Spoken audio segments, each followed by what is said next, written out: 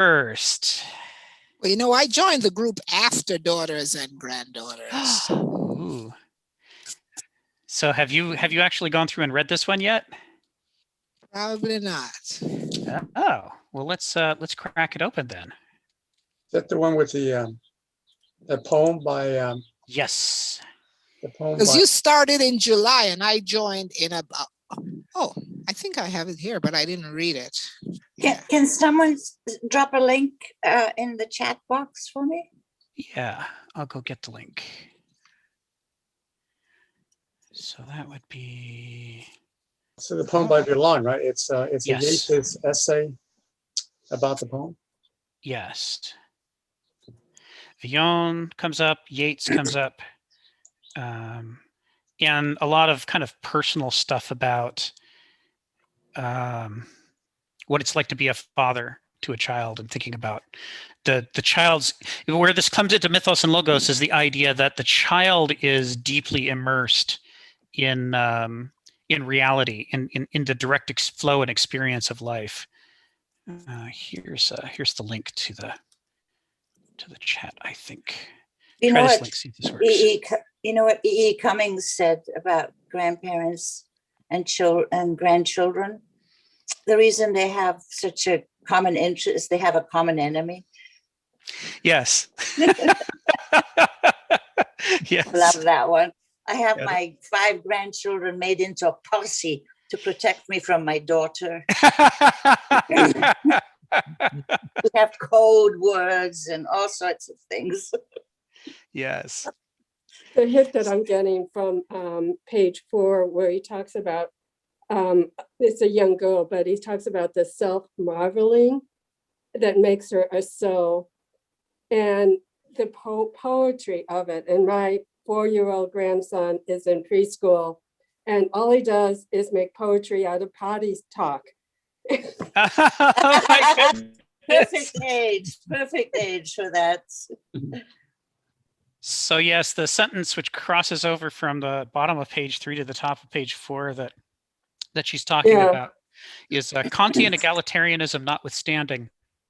And I didn't get that he was self-marveling. That's what I really got from that he actually likes himself a whole lot when he does it. Right? Yeah. Yeah, that the begriff experience of life, you're immersed not just in the flow of nature, but in your own flow of feelings and thoughts, that you're not apart from yourself, you're not abstracted from yourself, you're not a critic of yourself, you're contingent, you're coexistent with yourself. And so you have this feeling of being at home and being comfortable with your experiences that we never have again later in our life. The more we develop, our noesis, our Verstand, the more we abstract from ourselves and start to become critics and observers of ourselves, we stop feeling at home in ourselves in that same way. And so, yeah, there's that self-marveling quality. And that's why we start this book with this essay, is that the infant gives us the perfect example of begriff in its purest form. Even people who lifelong shift towards the dualic begriff side of life don't ever do it as purely as an infant does, because it's just not possible in the way we've built the society. You have to abstract from yourself somewhat. We're all at least somewhat abstracted from ourselves. We aren't fully, Well, what about in the meditative state? Meditative state, there's different forms of meditation. Your meditation could immerse you more deeply in your feelings, but it could also abstract you more. Right, I understand, but there are ways that you could go deeper into being here and now, sort of. Yeah. There's this thing that Hegel talks about in the Phenomenology of Geist, where he talks about, what would happen if you tried to get closer to the truth, and you try to do everything you could to get back to that, immersive experiential quality. And he says the thing that makes it different for you as an adult attempting to return to that state versus being an infant who's actually in that state is that your mind is actively correcting for its natural abstraction to try to shove yourself back. And all that extra work you're doing is not part of what an infant feels or experiences. So Makes sense. yeah, we sort of inherently, are stuck in this abstracted state, even when we're trying our best to be concrete and immersed. So yeah, so that's one thing. So yeah, you like that, Marianne, huh? That turn of phrase there, the self-marveling at what she can do that makes her a soul. And I'm correcting him, so I'm making him into this other being. Yes. Yes. The very next sentence where he talks about, that is the health and rich passivity of life that in the ancients' understanding makes us an anima, where our own assertive and aggressive self-will makes us an animus. And so this is that masculine versus feminine dichotomy. We often, partially it's cultural, partially it's biological. It varies a lot from person to person, but there is this sense in which the infantile begriff state, the immersion of it, is tends to be culturally described as more feminine, and the more assertive, controlling, coercing state of the Verstand tends to be described as more masculine. But I think that part of the reason for that is that we live under patriarchy. And under patriarchy, men are allowed to exert their will upon the world more, and women are expected to conform more. And so there's there's also a difference in their brain, and that some of it is hardwired. Right. It's a complicated mix, isn't it? Yeah. I mean, we can't blame society and patriarchy for everything, just 99%, but not everything. Right. I think it's still an open discussion how much of difference between men and women is hardwiring in the brain. Oh, really? Versus, yeah. Well, People are I'm still trying to figure it out. That's probably. In particular, I have to go dig up my notes, but like a study from the University of Birmingham, this is in the UK, from like about 5 years ago, had I mean, and they think that's like if like that like differences, like in cognitive activity between men and women, like kind of looked over distribution, are like a theory is due to how they were raised and what type of toys that they were encouraged to play with. But what about the study that showed that girls look at their mothers' faces, infants, 450 times more than boys do. That's interesting. Which speaks to their, social or whatever you want to call it, but I mean, certainly more connected to other humans. Could I ask, 450 times over what time span? I don't remember. Over a year, that's not much, but over, let's say, 5 minutes, that's a lot. Okay, so yeah, it's a short time span. I don't remember the details. There are only 380 seconds in 5 minutes. Resist that. Okay. So in this first one, daughters and granddaughters, anything that stumps people that they thought was a bump in the road that they wish there'd been more of an intro to? What about this use on page 4 in the second paragraph? He says they're exercising different hemispheres, the ordering articulative phasis of the left brain and the growing connecting intuitive gnosis of the right brain. Now, he occasionally uses phasis instead of noesis, but he doesn't use it very often. And I wonder if that's something that I need to crack open and explicate a little more. Well, I think the other thing is, the whole left brain, right brain theory is being somewhat debunked. And that we use all of our brain all of the time.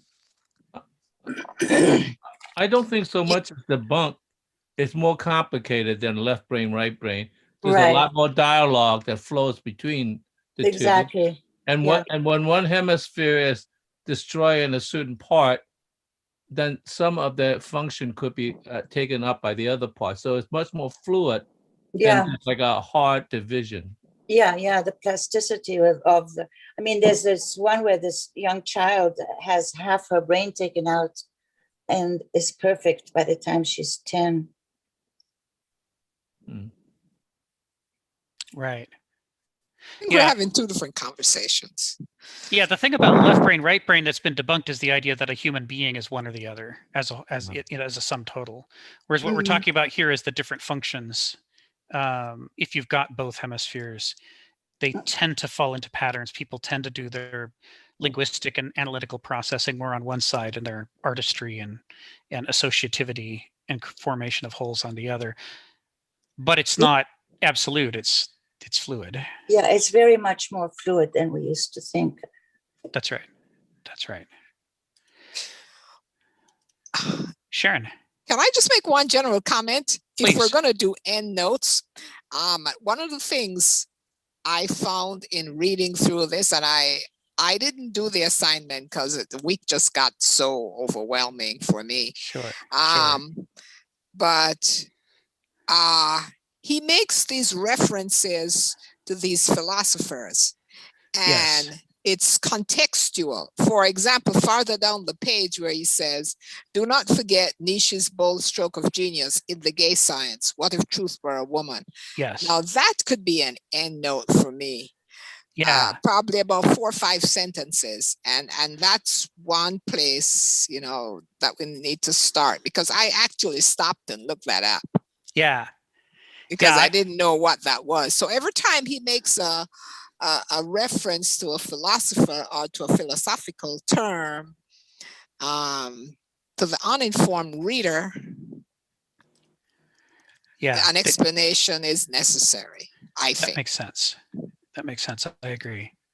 So that's one elemental thing that I would identify as we go through it. And again, on page 5, he says the difference between pratein and panthein, doing and suffering.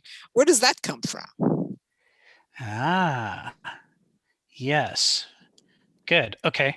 I will highlight that one. Yes. I'll put some notes in before next time. Dowdy, you got your hand up. Yeah, quick question. This is just for the general lobby.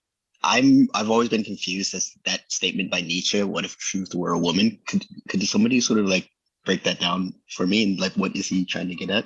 Yeah, I could do that because I actually made a note for that one. I had the same reaction Sharon did. I was like, wait a minute, what now? So let me pull it up here. It's this one, isn't it? Oh, maybe it's not.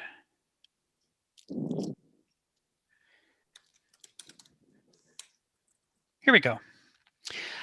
I'll read you a little. I'll just read you this note and see what you think. This is from The Gay Science, 1887 by Nietzsche. And as for our future, one will hardly find us again on the paths of those Egyptian youths who endanger temples by night, embrace statues, and want by all means to unveil, uncover, and put into a bright light whatever's kept concealed for good reasons. No, this is bad taste. This will to truth at any price, this youthful madness and the love of truth have lost their charm for us. For that we are too experienced, too serious, too merry, too burned, too profound. We no longer believe that truth remains truth when the veils are withdrawn. We have lived too much to believe this. Today we consider it a matter of decency not to wish to see everything naked, or to be present at everything, or to understand and quote unquote know everything. Is it true that God is present everywhere? A little girl asked her mother. I think that's indecent. A hint for philosophers. One should have more respect for the bashfulness with which nature has hidden behind riddles and iridescent uncertainties. Perhaps truth is a woman who has reasons for not letting us see her reasons. Perhaps her name is, to speak Greek, Baobo, which is, I put an insertion, this is a reference to a obscene female demon from antiquity who was the personification of the genitals. Oh, those Greeks, they knew how to live. What is required for that is to stop courageously at the surface, the fold, the skin, to adore appearance, to believe in forms, tones, words, in the whole Olympus of appearance. Those Greeks were superficial out of profundity. And is not this precisely what we are again coming back to, we daredevils of the spirit who have climbed the highest and most dangerous peak of present thought and looked around from up there? We who have looked down from there. Are we not, precisely in this respect, Greeks, adorers of forms, of tones, of words, and therefore artists?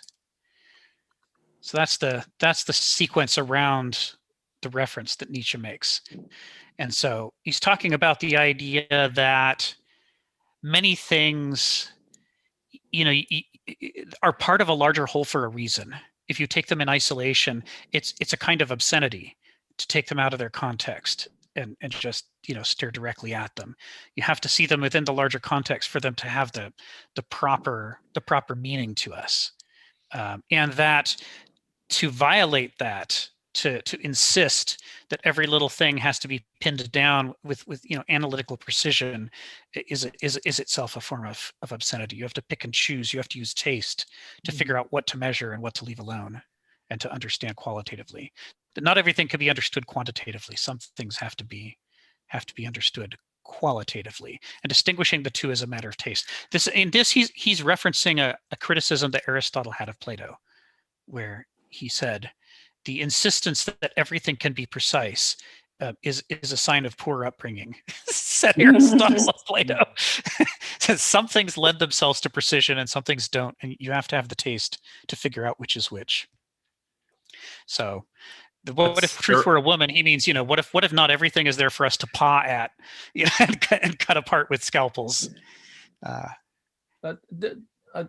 This is an interesting comment, because I've always believed that in some sense, there are certain things that are unspeakable, unknowable, but because we could never really truly go through the veil and see what the reality is. But this brings up another dimension that in a sense is also part of our responsibility being human, to actually not go beyond a certain point, rather than the fact that we could never reach there, is that in some sense we should stop ourselves from reaching there, because there's also a human dimension that we have to understand, and which is like understanding, as you would say, taste and what's proper and improper in some sense. So there's a kind of ethics wrapped into it in a very deep way. Yeah. So it's not just that, all there's certain things are unspeakable because we can never speak it because we don't know. But there's actually something that we might know if we want to know, but we don't want to know because we have too much understanding of manners and whatever, that sort of thing. Yes. Yeah, there's a... Can I say something? Following up on what you just said, there's a lovely saying that says that the soul in its incarnate state can experience everything except limitation. Therefore, it chooses to enter a body. So that limitations are part of being human. Right. Yeah. And it's part of what we need to learn about. Yeah. It's like, the reference to obscenity and genitals, I think, is intentional here. It's like there are times, like when we're having sex, when maybe the genitals are relevant, or but there are other times, like when we're trying to have a meeting for a food bank about how to distribute food appropriately, where having everybody drop their pants and spread their legs at each other would be unhelpful rather than helpful. It's like not every truth is appropriate to the context that we're in at the moment, and the inability to figure out what's appropriate when is one of those signs of immaturity, like the way little kids, every time they hear a reference to poop, they start giggling and snickering and saying poop over and over. It's like, that's not actually the subject right now. It's fascinating for you because you're at that level, but the rest of us are trying to, run a charity here. Maybe take that into the other room. There's this way in which, human consciousness has this limitation in how many things we can think about at once. And we literally can't put all the information in front of us at the same time, or we can't have a conversation. So there is this element of pragmatism, but also propriety, and kind of select the foreground and background to be able to talk about things. So where would intuition fit? So that's part of what he's talking about here is that, there's a time for measurement and there's a time for intuition. And, we rely heavily on intuition. If we took an ultra left-brained, ultra verstant, ultra noetic approach and said intuition is bad, only things that are measurable and measured should be the basis of our decision making, we would at once come to a stop. Because most of the things that we need to do day to day in a flow in order to get through our day, we don't have measurements for, and we don't have time to measure.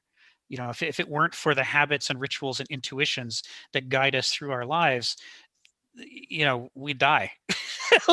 We'd literally die. We wouldn't be able to feed ourselves in time. We wouldn't be able to, do the things that we have to do to survive. And so measurement has its place, but it can't ever be held up as a God that's supposed to be all things at all times for all people. Marianne's had her hand up, so go ahead, Marianne.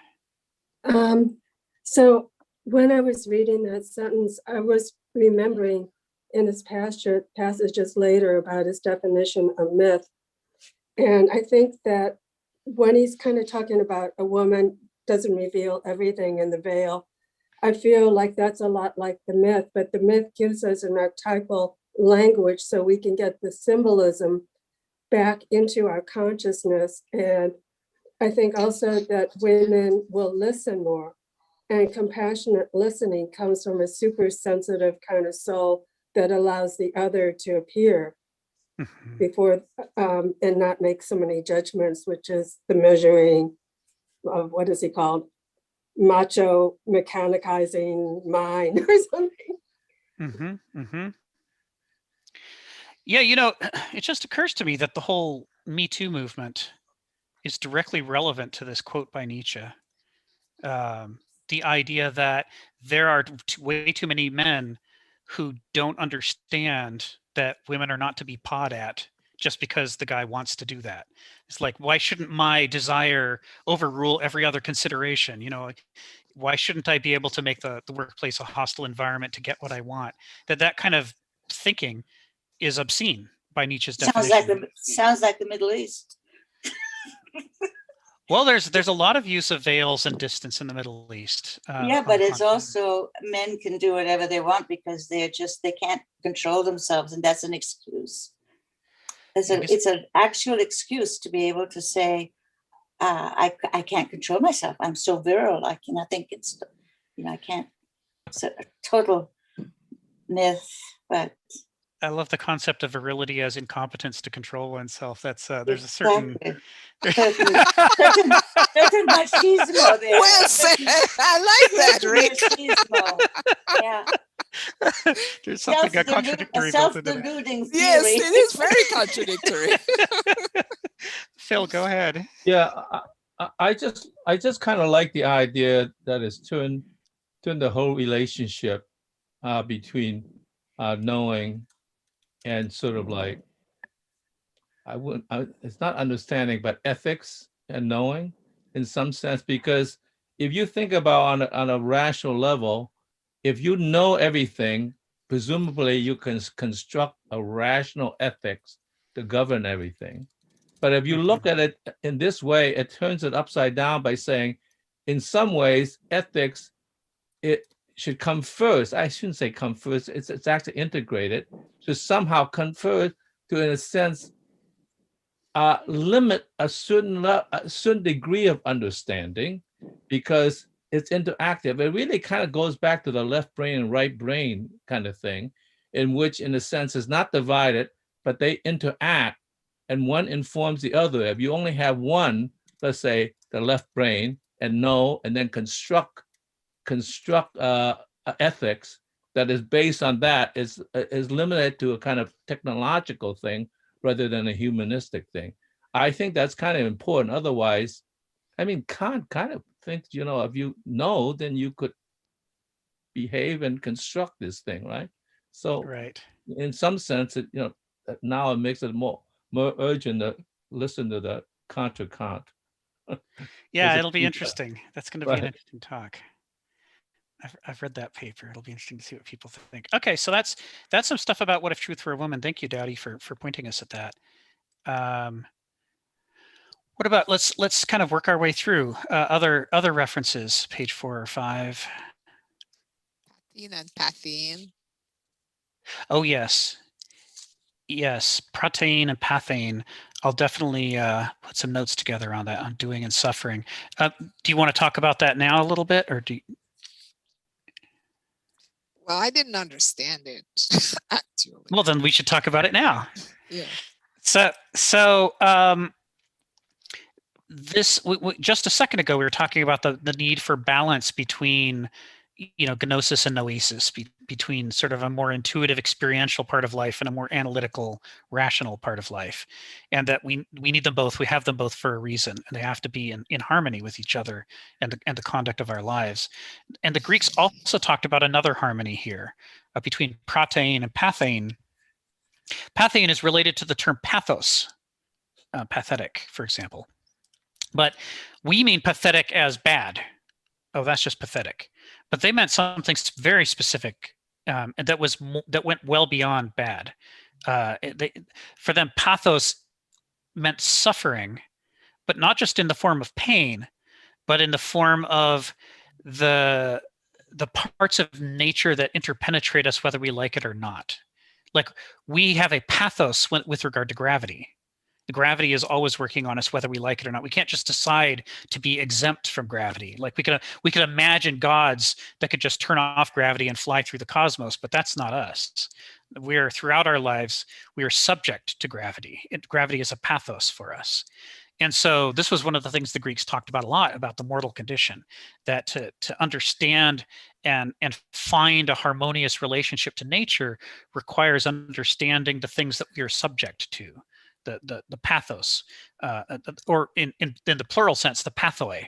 What are the many different pathoses, if you will, that affect us, and that if the human mind gets too obsessed with the things that it can do and loses track of the things that it's subject to, then it comes across as ego and hubris, and you have a tendency to overreach and make disastrous mistakes.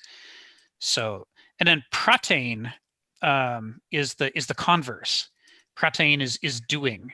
It's where you exert your will upon the world through action, through choice and decision making. And so these are a pair that go together.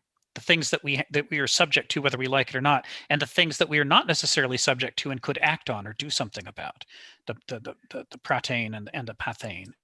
And so a big part of having meaningful free will is being wise enough to distinguish case by case what the balance of pathos and pathos would be in that situation, so that we know whether this is something we can act on or whether it's something we have to adapt to. So this is what he's talking about here. And part of what he's implying is that gnosis, the immersive mode of thought that infants are born into and that we all have, is well adapted for dealing with pathos, right?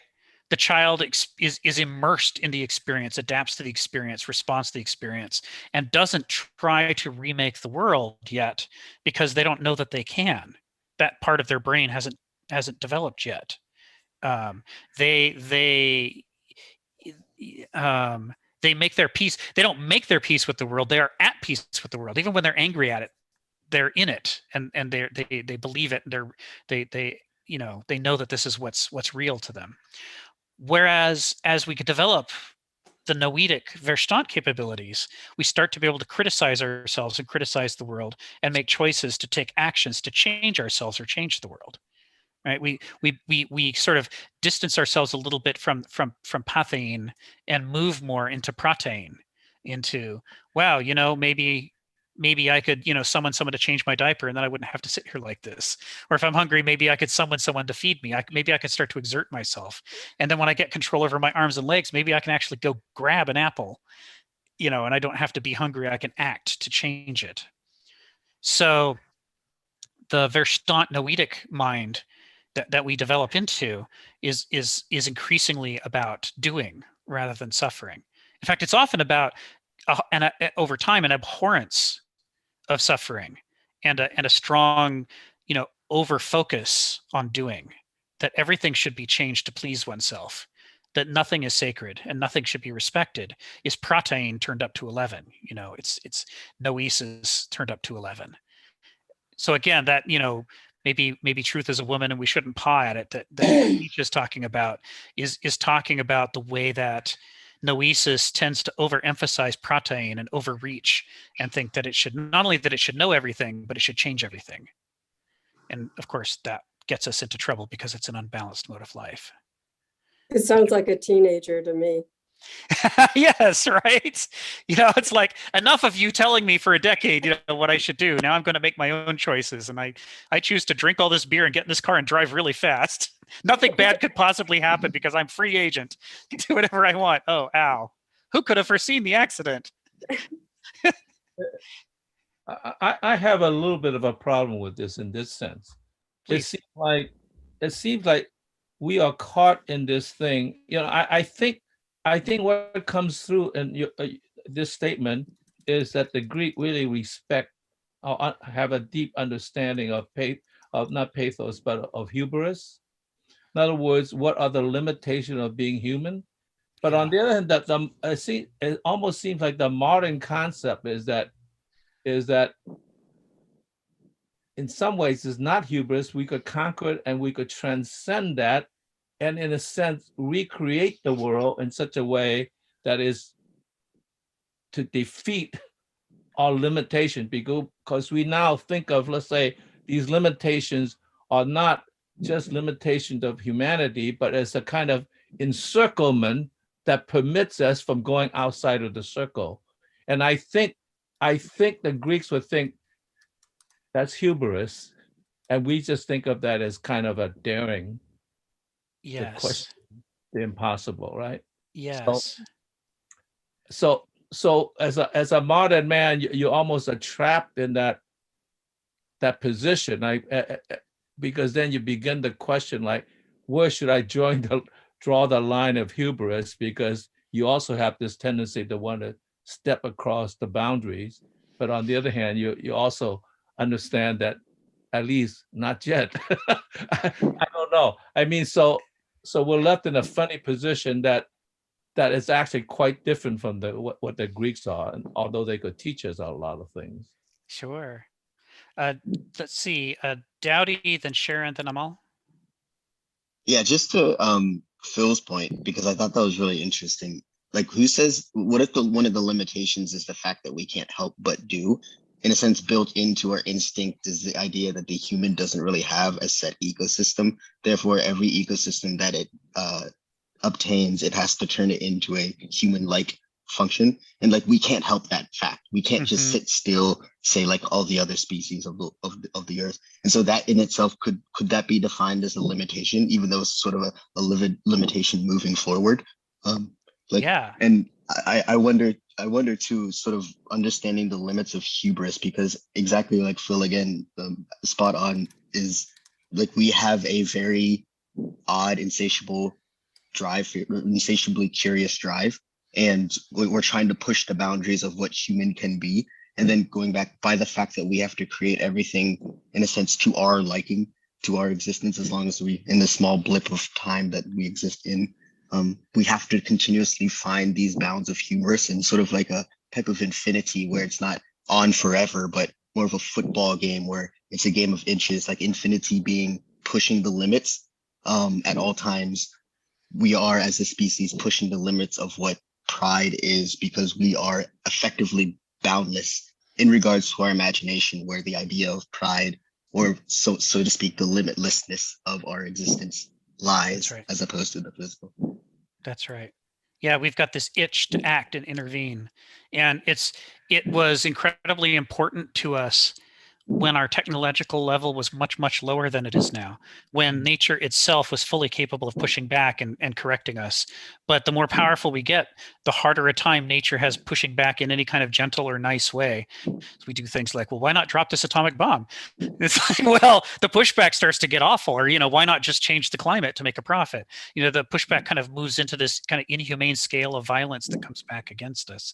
And so it becomes more and more important than it ever was maybe in our evolution to kind of rationally pay attention, empirically pay attention to where the limits need to be set so that we limit ourselves and don't overstep into disaster. As our power grows, the possibilities of what a misstep could lead to grow as well, which gets scary. Amal and Marianne. Missed me. Oh, sorry, I missed you. Sharon first. Go ahead. Well, can I just I just want to comment in here, and I'm going to quote a verse from the Bible, one of them Please. that I like. Yeah. And it says, and I think to prevent hubris, as we grow and develop, we acquire this thing called self-discipline. Yes. And the Bible says, for God has not given us a spirit of timidity means fear, but of power and love and self-discipline.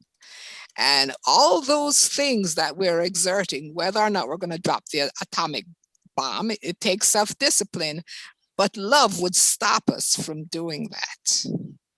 So I don't know if self-discipline is our control of hubris.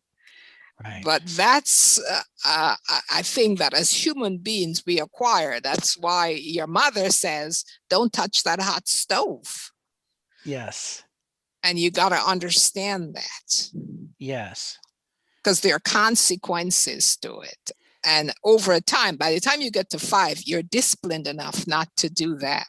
At 2, you probably are not. Right. Right. You're still trying to work it out. That makes a great note. Thank you for that quote. Amal. Mine fits just exactly nicely. I think hubris implies, amongst other things, challenging the gods. Yes. To the Greeks, it definitely did. Yeah. And so when you think of it that way, it fits with what Sharon was saying. It fits with what the previous person the 2 people before were saying. If you think about it as challenging the gods, then it's an umbrella for much of our thoughts. Yes. Yes, that's a good point. Could I add one more thing to this? Because it reminded me something. I'm a practicing artist, and I've been practicing art for over 40 years. And when I first came to San Diego, I was in this meetup group of other artists, and these are more like dilettante artists. And we were dealing with a money issue.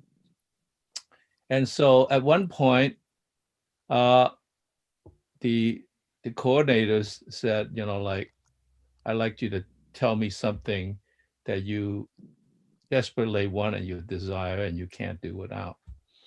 And so I'm sitting there, and this woman came up who said, one thing I gotta have every morning is my latte.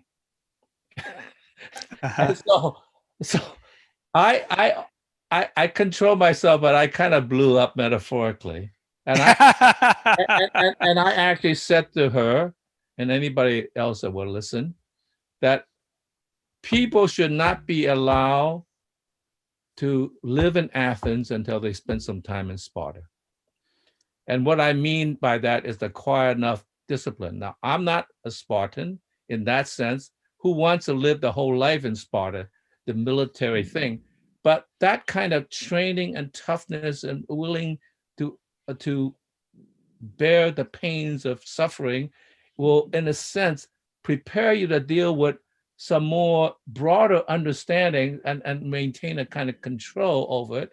Because in fact, the thing that's kind of amazing to me is that Athens tried to conquer Sparta rather than the other way around.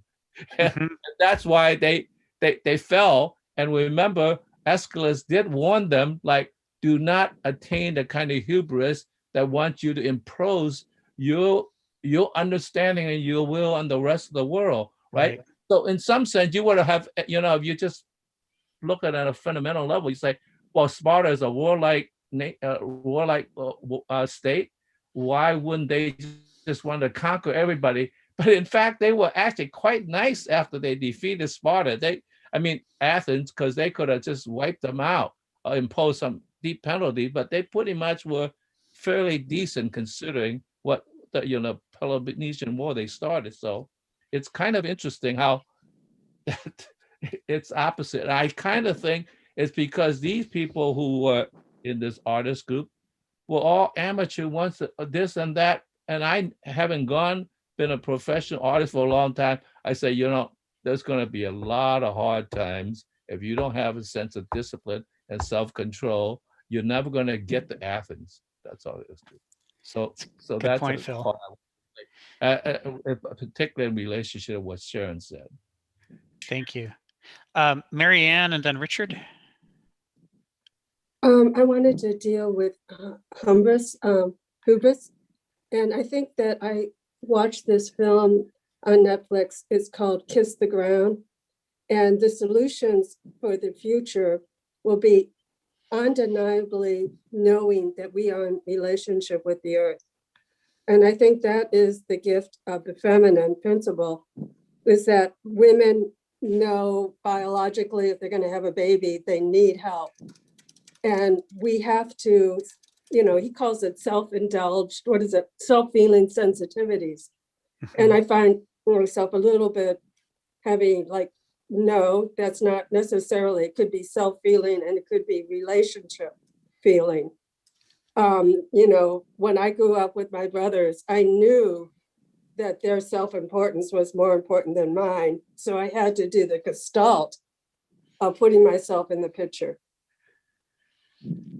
Yeah, there's interesting stuff here around indigenous cultures versus colonizer cultures having to do with this, because one of the most distinctive characteristics of an indigenous culture as opposed to a colonizer culture is the indigenous culture knows that it is part of the larger weave of nature in this specific place where it lives. That is to say, instead of abstractivizing and living, a Star Trek-like existence where we fly through the stars and then visit worlds, to get what we want and then leave them, it understands that we are enmeshed and subject to nature, and that as a result, we always have to think about the greater whole. The joke in traditional Navajo culture is that you have to be careful about asking an elder any question, even the simplest question, because there's likely to be a long pause followed by, in the beginning, when changing woman emerged into the fourth world, everyone's like, oh no, really? Do we have to do this? It's like, yes, we have to do this. You have to see the whole picture, even on the simplest of things.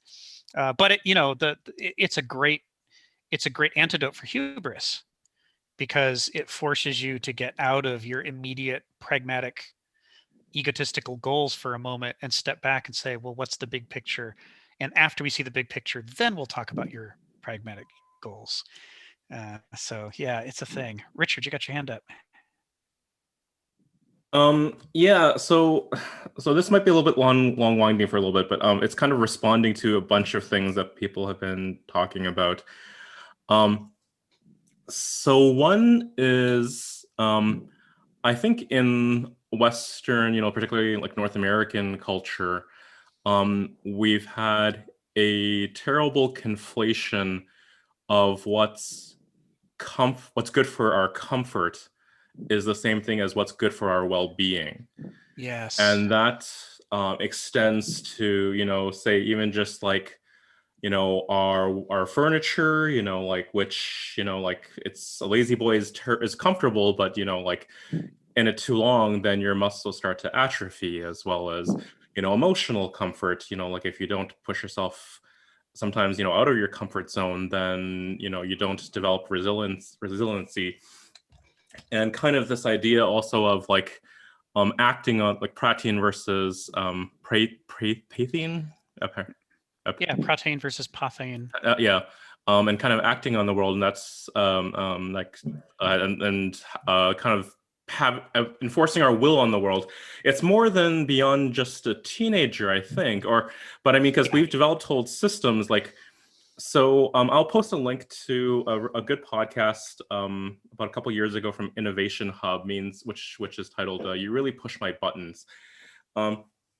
So like like, okay, so for a while, and even though this is now going out of vogue, like kind of the open home floor plan, you know, like the kitchen is open to the family room, to the dining room, rest of the house, whatever. So, you know, back in the day, you know, rooms were partitioned.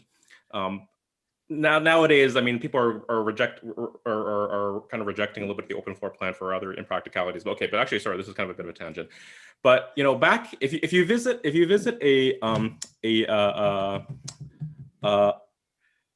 do you call them in the South? Those big houses, a plantation. Mm-hmm. You visit plantation house. The kitchen was a separate building from the house, and that's because you know, like the kitchen was prone to having fires and it was more dangerous, and so that's what if it's going to burn down, it should be a separate building. And so this innovation hub, like it talks about, like, you know, like they use technology to develop that, like, oh, okay, you know, they could push a button and someone would come and serve us, you know, and bring us something. And it sounds kind of comical until you think about, well, that's exactly what our apps do, right? Yeah. Mm-hmm. So, Yes. you know, it's like we order something, we see, you know, like we see this and we imagine it's gonna bring us to light, and we click, and then, you know, then it shows up at our door. And I guess, like, it's just like, you know, what structures of power and exploitation and coercion have to exist, you know, for us to have that convenience. Yes, that's right.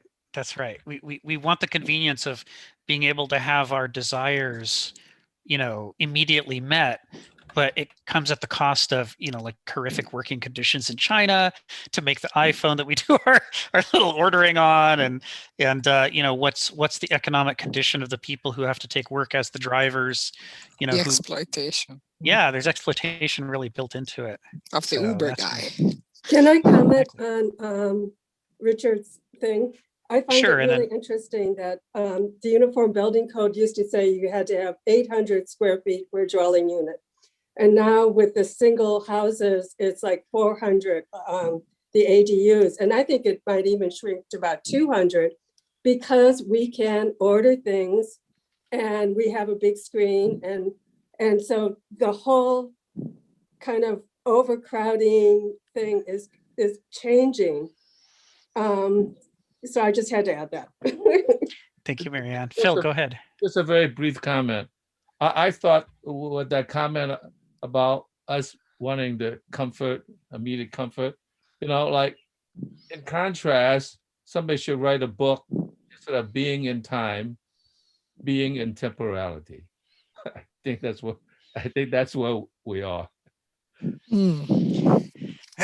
Yeah, this takes me right back to Kierkegaard with his, you know, looking around and admiring all the people who are working to make life easier and wondering what his place in the world could be, and going, wait, I've got it. What if I made everything harder?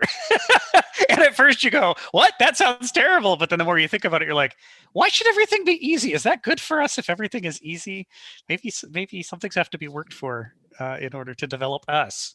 Right? Maybe the point of some things is to develop our capabilities. Okay, so so that was Pratein, Pathein, and Hubris. Sharon, you think that, you know, I've collected notes from what we've talked about. Does that sort of cover the ground, or? Yes. Okay, so let's roll on to page 6 then and see if there's anything on here that we feel like is just it hits too hard. I didn't actually put a footnote on the reference to the Matrix in the first paragraph because, of course, he means the Matrix. That's a movie reference right there.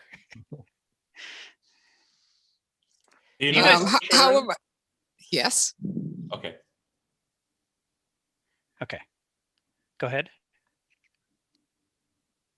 Me? Sharon, were you about to say something? Yes, I was about to say, and I say this with tongue in cheek, in the middle of page 6, where he talks about Bush's dyslexicon, cruel and unusual. Yes. Somebody who didn't live through the time with George Bush. I'm in my late 60s now, so I saw I Am the Decider, etc. You know, the extreme of Bush's arrogance is symptomized perfectly by the ways his own language snarls upon him. I don't know if we need any explanation there, because the paragraph in front of it where he talks about philosophical syntax, I guess that's the example that he's using as he gets farther down. But maybe it'd be good to put a footnote with some of the examples, like what a terrible thing it is not to have a mind. What he was trying to do, a mind is a terrible thing to waste, right? So That's right. pick a few classic examples that show how he got lost in his own sentence. I am the decider here. Yes, yes. Yes. That's a good idea. Okay, so yes. we'll put a few examples. That'll make it more. Are you talking about bush number 1? Yeah, which bush? Yeah. It's number bush 2. Number 2, yeah. Oh, I thought it was more number 1 actually, but that's okay. So the time frame from when he wrote this. Yeah. Mark Crispin Miller's book is specifically about Bush Jr. I just mean the dyslexicon. Bush Senior was terrible with his words. Seems to have run in the family, right? Yeah, right. Actually, that's not a bad idea to put it in the notes too. Yeah, which one he's talking about? Maybe even a couple of Bush 1 examples, right, to show that it runs in the family. Yeah, he's pretty bad. Yeah. Right. That'll help to make this kind of less a book of just a moment. Yeah, the whole also, I gotta say, Nietzsche's power makes stupid really plays a role here, doesn't it? Because the more you're used to just imposing your will on others and having them carry out your wishes, it actually trips you up on your ability to even express yourself, let alone to think coherently about what's a good thing to do, because you haven't been challenged enough by nature. You've been overcoming nature through power. And so as a result, it hasn't had time to work on your brain and correct it. Well, some people say that one of the problems with the current generation is that they have not had, at least in America, have not had enough challenges to actually learn anything about self-discipline or putting off self-gratification or instant gratification. There was on that note, there was a series that came out on PBS about 10, 15 years ago in which a group of families agreed to spend a year living out on the prairie the way that the settlers did in the Old West. And they had people helping them to figure out what their goals were and what they needed to accomplish. But a big part of it was, they had to get enough farming done and build a root cellar that they could stock away enough supplies that they would have survived the winter. And some of the people who came were hardworking people from hardworking backgrounds who, knew exactly what to do and got into it. But one of the families came from Orange County and had a big mansion with a pool, and they were spoiled and they cheated a lot and all those sorts of things. And, you sort of go through this series loving to hate them. But the most profound moment happens at the end after the series is over. They go interview them a year later and ask them to reflect on the experience. And they were the ones more than anybody who said, that was the best time of our lives. For all that we whined and complained and cheated, we actually felt like the things that we did mattered. Like everything that we did directly affected our ability to survive and help each other.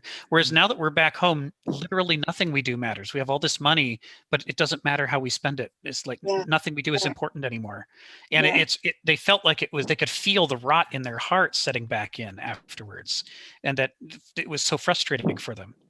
And I thought, wow, that's profound right there. One of the problems is that we don't need our children's work, in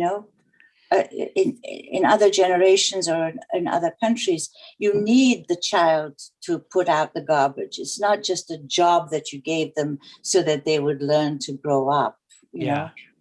Exactly. And there's a real difference between how the child feels about being needed to do something than being told to do something.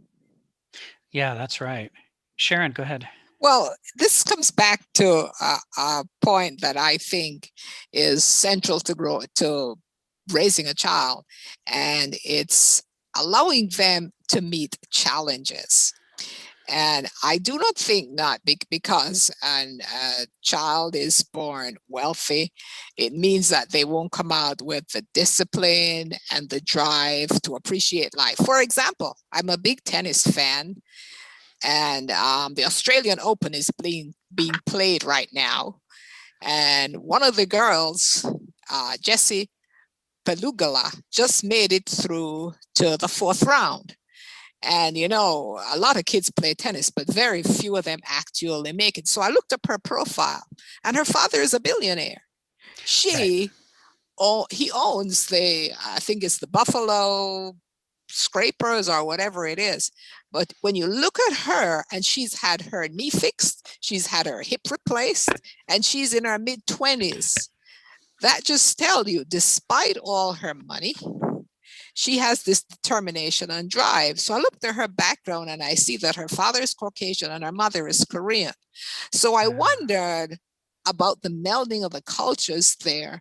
But I looked at her and thought that no matter how much she has, somebody gave her a challenge, and she decided that even though she had all this wealth, this was going to be her significant place in life. Yes. And so, yes, the kids have a lot, but I think it's up to us as parents, right, to make sure that they see that the way you get self-esteem and self-satisfaction and self-worth is through conquering challenges. Yes.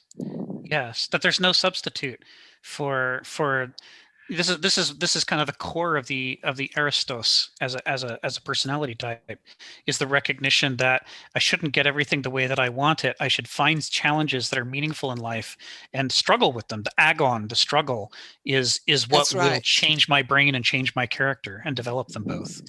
There's no easy path to becoming a fully developed human being. And if the struggle isn't in making ends meet and eating food, then you have to find some other struggle and do that struggle. And that's where you'll develop yourself. But it's got to be somewhere. That's right. You know, we can imagine that the gods in a polytheistic religion, that they could be whole personalities without that struggle because they're superhuman. They may not have this weakness, but a human being can only become a fully realized person through the process of struggle. It's part of the mortal condition, and how the order of our inner character unfolds, you know, through the stages of the struggle. So it's an interesting thing, and you'd think that we would teach it in kindergarten, right? It's so essential. It's so important. It's right up there with washing your hands and feeding yourself and going to the body. You've got to know that you've got to find the struggles that you're going to use to sharpen yourself on. But we don't teach it. It's and that weird. Not everyone gets the gold star every time. Right. Correct. Richard, you got your hand up. Yeah, also just kind of like related to your observation, responding to that reality show where the privileged, wealthy Orange County people, you know, really found meaning in that experience. There was a New York Times article a couple months ago. I'll link to it. It's just very but just sort of briefly, the point is so there's like a small cadre of millennials who have been kind of the beneficiaries of these these really large trust sums and trust funds and fortunes handed down to them. One of them that they profile, his grandfather was one of the founders of Qualcomm, one of our wireless, and the computing giants. But these young people are basically, giving their fortunes away, to people to try to who are, just desperate for food and stuff. For every one of them, there's probably, 100, people that are trying to vie to be the next, Mark Zuckerberg or whatever, but sort of the way the article ends is, to Ms. Thomas, the prospect of contributing to a solidarity economy is a refreshingly tangible expression of her values, compared to the abstraction of accumulating portfolio returns. At some point, these numbers on a screen are imaginary, she said, but what's not imaginary is whether you have shelter, food, and a community. Those are true returns. Mm-hmm. Yeah, it's possible to escape the trap, but it's got to be done. You're right. Phil, go ahead. Yeah, could I ask you the question about these rich people from Orange County that learn a lesson how valuable the experience of having to work and do something with their life is? But you ended the story on a kind of like positive note, as if it's a like a movie or a novel, like everything is fine. They learn lesson. I would like to know whether they actually learned a lesson or whether they just conceptually learned a lesson, and they went back and did the whole thing. In other words, did it transform their life, or did they just say, "Oh yeah, okay, yeah, I learned this," and that they truly learn? They had to have their latte. I would like to know too. I mean, the PBS series ends with that interview a year later, and at that point, they had not changed their life, and they were frustrated about it. They felt like they thought, now I'll be happy now that I've gone away from all the privation, I've returned to my life. And instead, a year later, they were not happy, and they didn't know what they wanted to do with themselves. But they knew that all the choices that were easily available to them, none of them they could imagine being as rewarding as that time when they were struggling for a year and everything they did mattered. And so maybe, they might be able to turn that into something like some of these other stories that have been shared on this call, but maybe not. Maybe they just give up. But at any rate, for a moment, they had this insight. Whether they did anything with it or not, I don't know. Sharon, you got your hand up. Because we're talking about kids, at the bottom of page 6, if you're going to do a footnote, he said, I began to realize what my Aristotelian and Hegelian perspectives implied, that all that we are and can do is somehow implicit in the noise and babble of those childish simplicities. Maybe you could explain for the reader, because I remember I had a note here. I looked up what Aristotelian and Hegelian perspectives were. Just a second.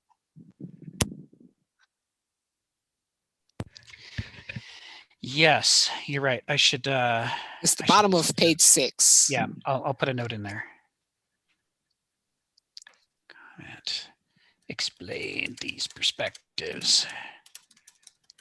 Do you know now? I'm getting there. I'm getting there. Yeah. Okay. But yes, I'll put a note in to explain that. I think that's a great idea. I missed that. Yeah.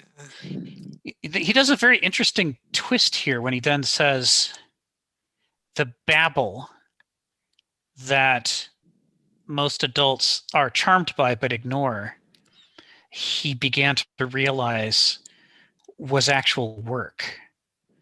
And that, we become who we become as we grow up as a result of that, in part as a result of that work that goes on during the babble, that then later we don't know we've forgotten what that's about, or maybe at the time we couldn't even have articulated what it was about, and so it never became conscious for us that there was a struggle right there that was going on that was pivotal and important to becoming a person, even though we couldn't decode it at the time, and most parents never decode it later. It's like that there's something happening, something very important that's happening then.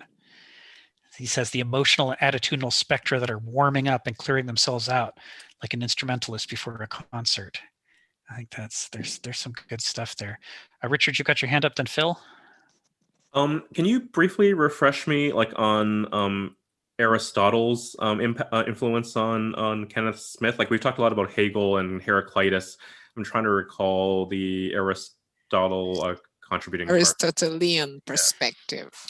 Right. So Aristotle's an interesting mixed bag, because there's what he was trying to do, and then there's how he was used by scholastics and medieval philosophy generally.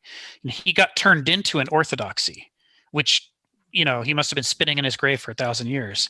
It's like, this is the last thing in the world he would have wanted, because what he was trying to do was tear down an orthodoxy.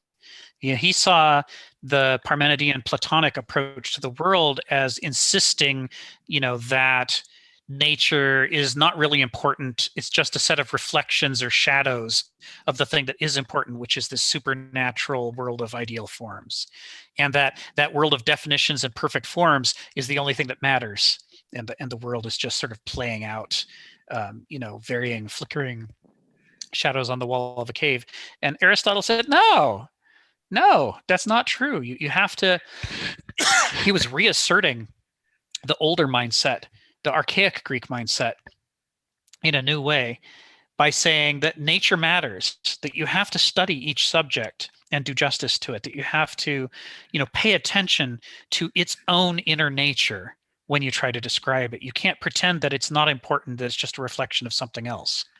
And in every book he wrote, he did that. He tackled ethics that way. He tackled politics that way. He always tried to get away from the Platonic abstractions and generalities and go back to, like his book on politics, the Athenian Constitution. He goes right back to exactly what constitutions have existed.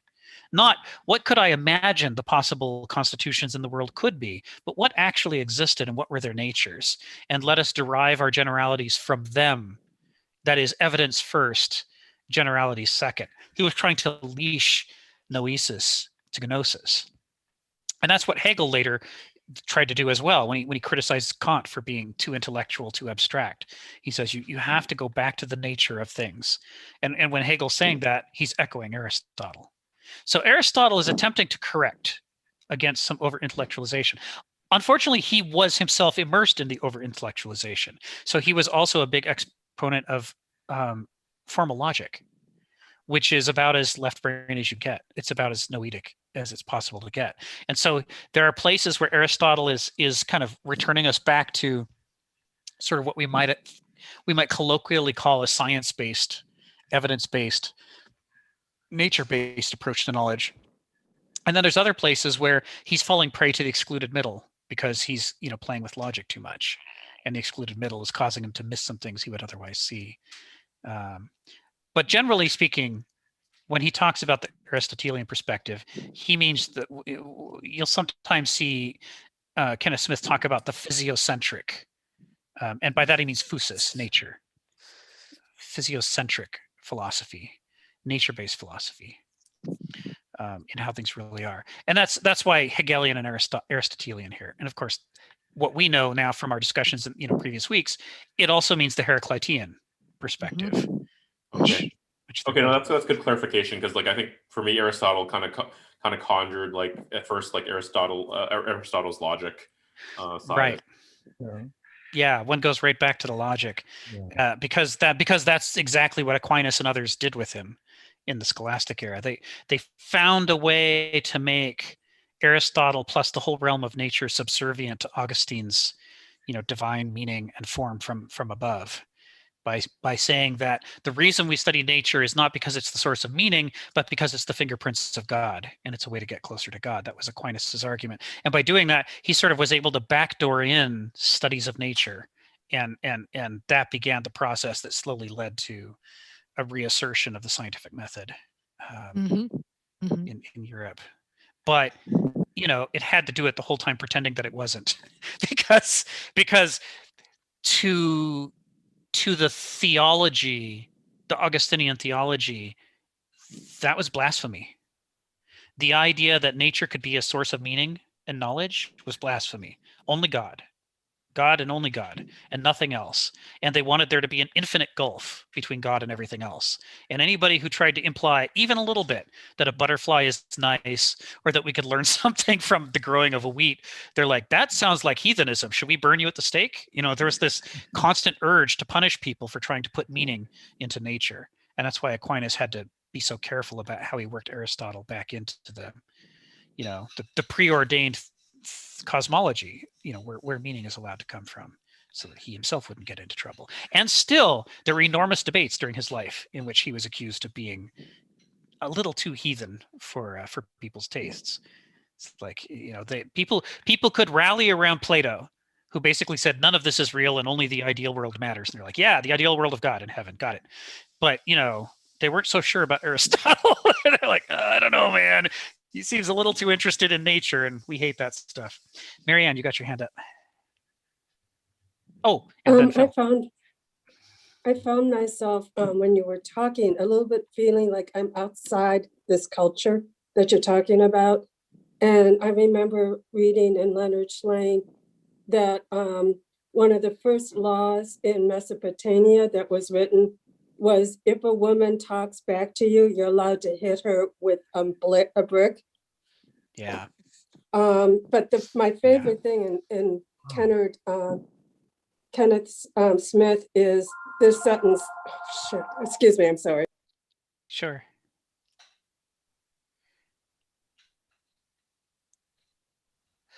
Oh, she's on mute now.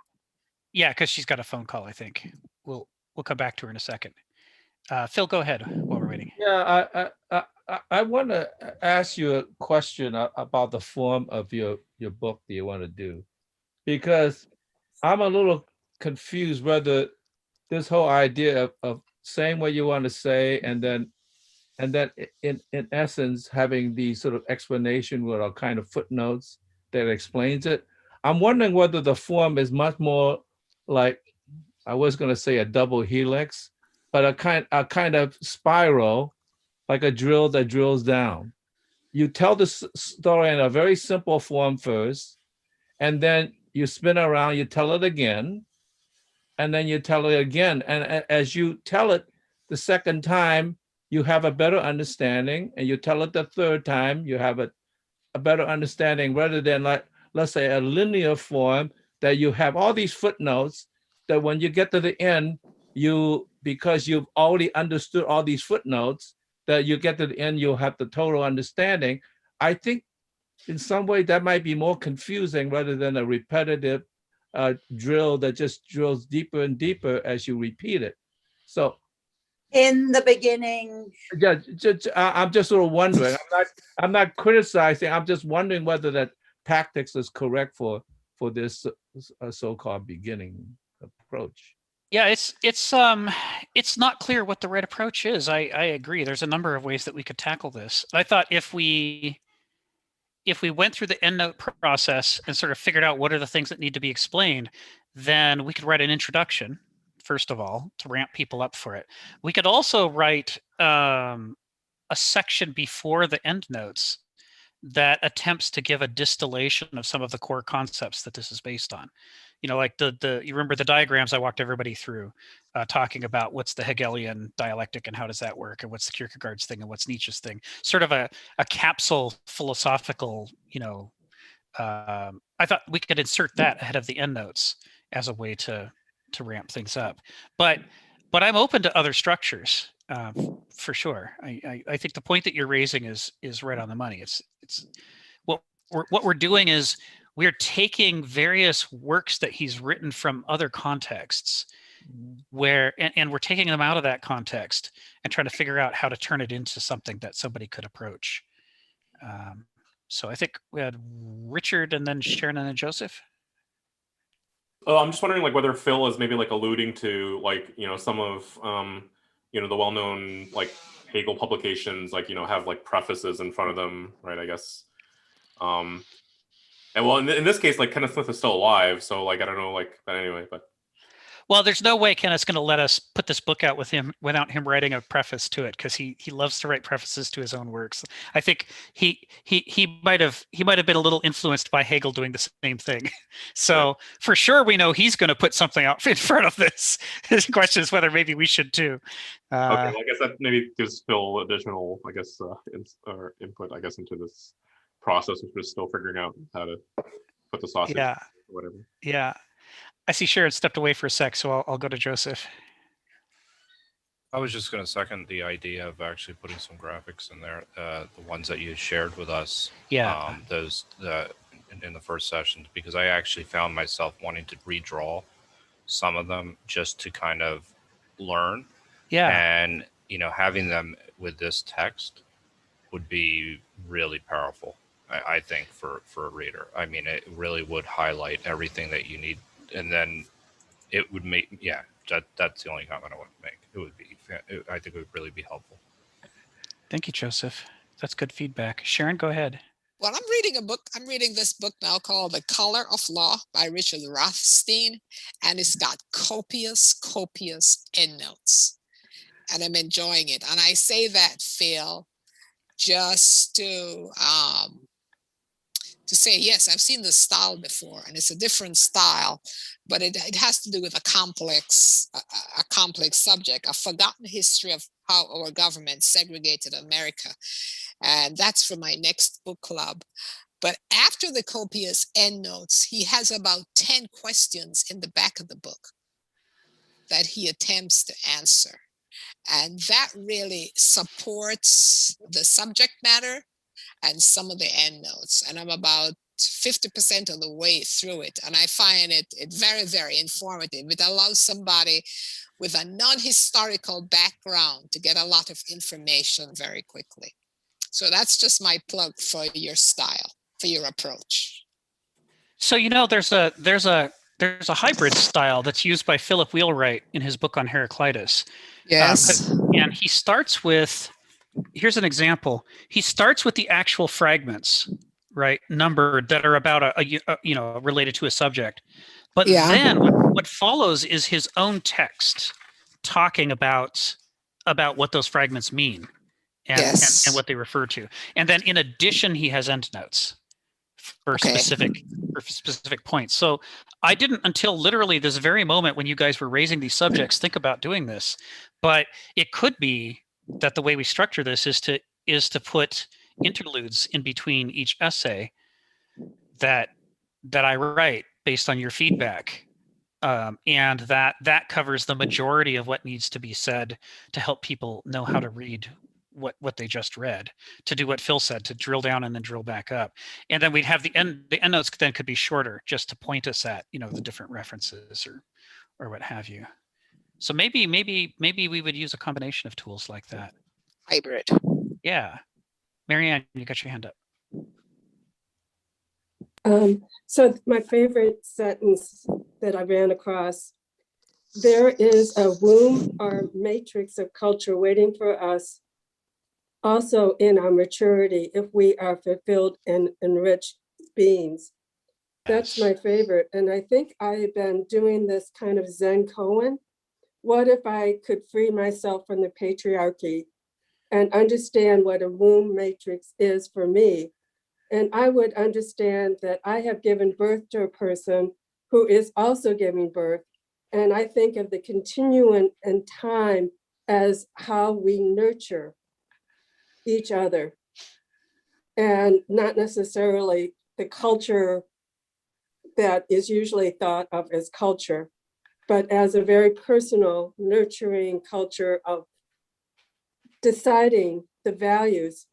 And in a way, it's like influence. I mean, like you see the seed within a human being and you bring that seed out. So that's my womb matrix. Had to share. That's wonderful. What page is that on? That's page 7 in the first paragraph. Oh, yes, I see it. Because further down, he talks about the philosophy that I had to look up, Hesse, and I didn't find a lot of good information about it. Yeah. So let's talk about those back to back. So the idea of the growing into a larger context, the Womber matrix, this is the completion of Hegel's cycle of growing out of our infantile Begriff into the abstracted world of Verstand. But then what we need to do is not get stuck there, but understand that it too is limited. It's limited the other way. And that now we need to develop out of Verstand into a reunification of these two modes that he called Vernunft. And when we get into Vernunft re-centers us, reroutes us into the world. We escape the abstraction of Verstand and go back to being concrete. But now instead of what Begriff, the limitation of Begriff was that it was the concrete particular. It's the moment that predominates. And the thing that we wanted when we left it for Verstand was to be able to universalize. The abstract universal is Verstand.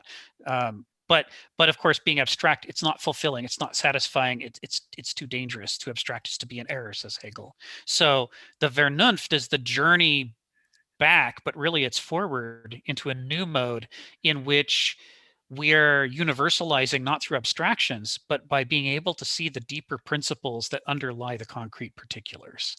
And so it's not any of the infinite possible abstractions a rational mind could think of, but more likely to be the actual universal principles that generate nature. Heraclitus is logoi, what he says, the deep principles at war with each other to interact with each other to create the phenomena that we see. That's the stuff that we want to be aligned to as a system. That's the universalizing stuff that we want to plug into. And so we go back to being at home in the world, but now in a conscious way, in a deliberative way, where we can both look at ourselves and critique ourselves to make choices, but without being abstracted from ourselves and nature and feeling lost and isolated the way that we were under Verstand.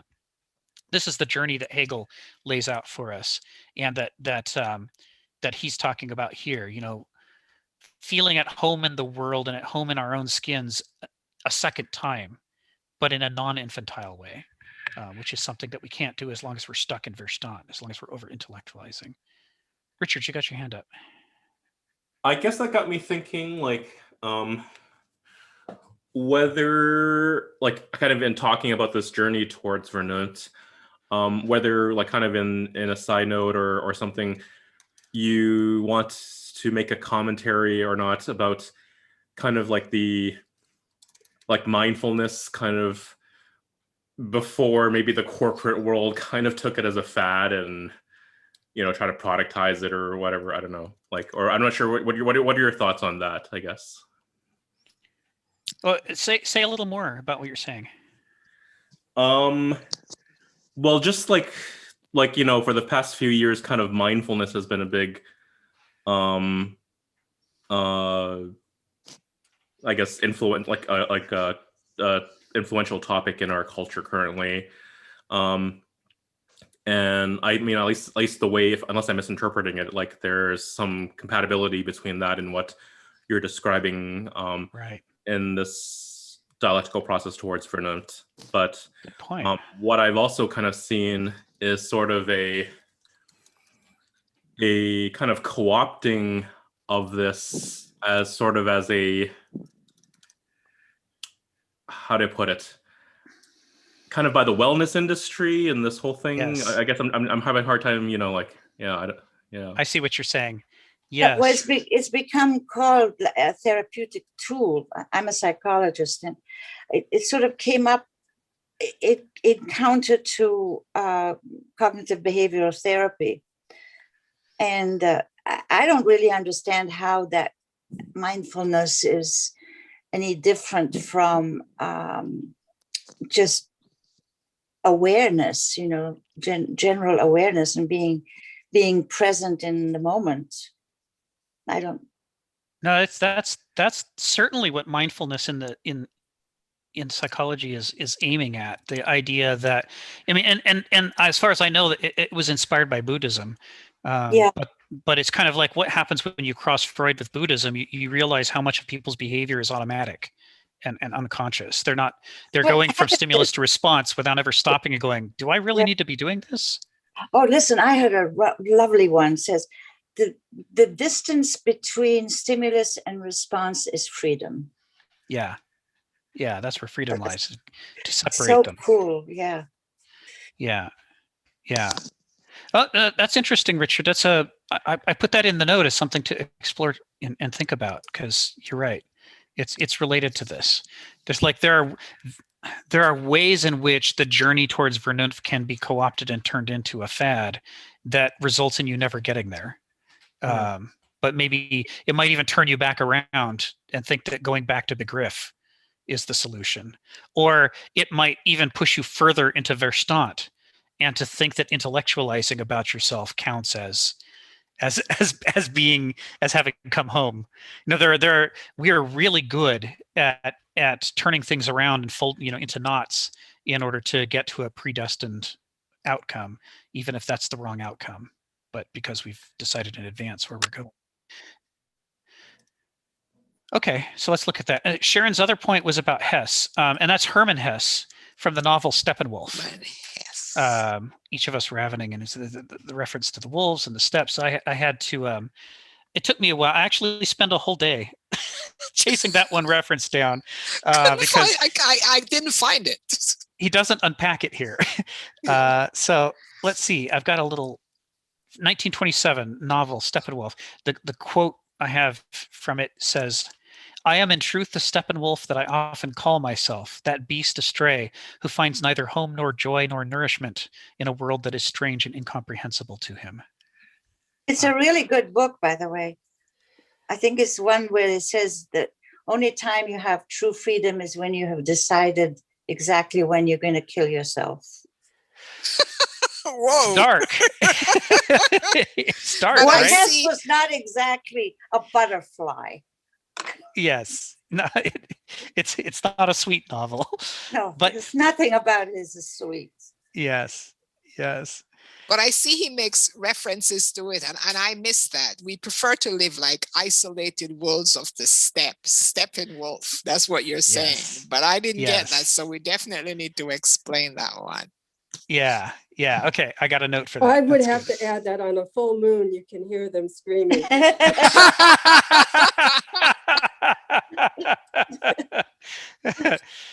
Yeah, there's a critique of libertarianism and Randianism hiding in this, right? Because that's the Steppenwolf thinks, you know, I'm a ravening wolf, and my only relationship to others is as predator, and I'm going to try to be self-sufficient, and the only way in which I'm not self-sufficient is I prey on the weak to get what I want. It's a recurring motif among the Banausoi, that when they're not thinking of themselves as being, you know, academic, educated, sophisticated intellectuals, what they're thinking of themselves as is predators who prey upon consumers. You know, that's our job is to Undergraduates. Yeah. Or we prey on undergraduates, right? Right. There's this predator prey motif, and it grossly misrepresents the actual relationship that Banausoi have to the rest of society, but it does so in a way that's flattering to the Banausoi, which is why they keep going back to it as a metaphor. There's like this sense in which nature is a model for us of justice and meaning and truth, but not in the trivial ways that you can see on the surface. When Heraclitus says nature loves to hide, he's saying you have to dig below the surface. You can't just say, well, there's predators and prey, and I'd rather be a predator, so the end. That's ethics. It's like, no, that's not ethics. That's the childish first impression of nature that's translated badly into ethics. There's a deeper ethics underneath it to be seen that has to do with, you know, there are other possibilities, but we'd have to create them if we want to relate to each other in a way that's not predatorially. So, okay, so that's that part. What about was another place that okay, later on the page there's a reference to Hegel talking about a medieval queen who was accused by her king of practicing magic on him, and to defend herself at trial by saying she had no magic save that with which nature had endowed every woman.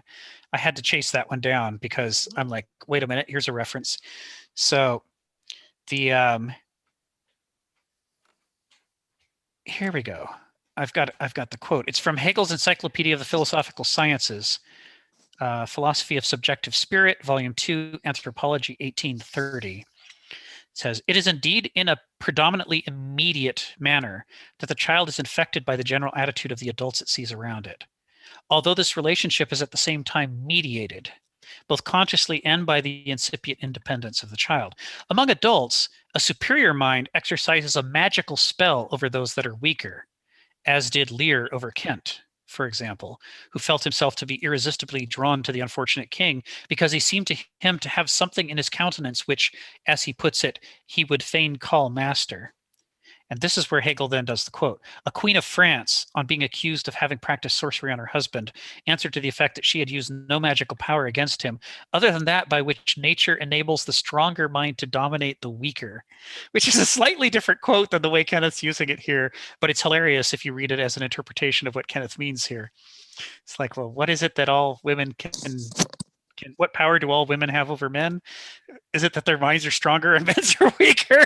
And you know, men would hate that comparison, but certainly women, when they get together and talk about, you know, their husbands or boyfriends, there is often an undercurrent of the childishness of men and the things that they don't see and don't understand that every woman knows how to read, like in failure to read social dynamics. We think of them as more to be pitied than scorned. Yes. That's right. So there's some undercurrent of that here with how Kenneth Smith is using this Hegel quote. Wait a minute. Thanks a lot. I don't know, Phil. You know, you can get a long way on pity. It's pity. What do you say, Joseph? Yeah, I Joseph? appreciate it. Use what you got. Use what you got, hon. We do it all the time. Joking aside, though, like there's been a number of serious studies, you know, in psychology, sociology, what have you, like of greater resilience in women Oh yeah. than men, from what Yeah. I understand.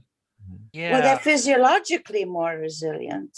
You know, isn't it, as babies, you know, they survive more than boys do. That, you know. I mean, having two X chromosomes, I know, like that is known to be also a genetic. That is also known to be a biological, like, you know, a redundancy, like advantage, Can I survivability get in on advantage. that one? Yeah, please do. Yeah, We female, with all deference to men, we are the superior sex. And if you go into a newborn nursery, a neonatal nursery, and you look at XX and XY with similar comorbidities, XX survives. A, the survival, and B, the morbidity associated with that survival is much, much less in the girls. And if you look at the end of life, the men leave us. We're here. That's why when you go to the nursing homes, they're having a good time, because there's one man to so many women. Just a nice seasoning of men. Yes. So we've always thought one man was enough. So I think it's, and also, I mean, my profession was extremely male dominated. And when the discussions got really hot, I was the negotiator, particularly if I was the only girl. And it's testosterone reacts to stress, solves problems, much different than estrogen. Right. And I think you need the combination of the two to have a good outcome. Yeah, there's an interesting study on life expectancy after divorce. You guys have seen this one? It shows if you don't stay single, they get married just like that.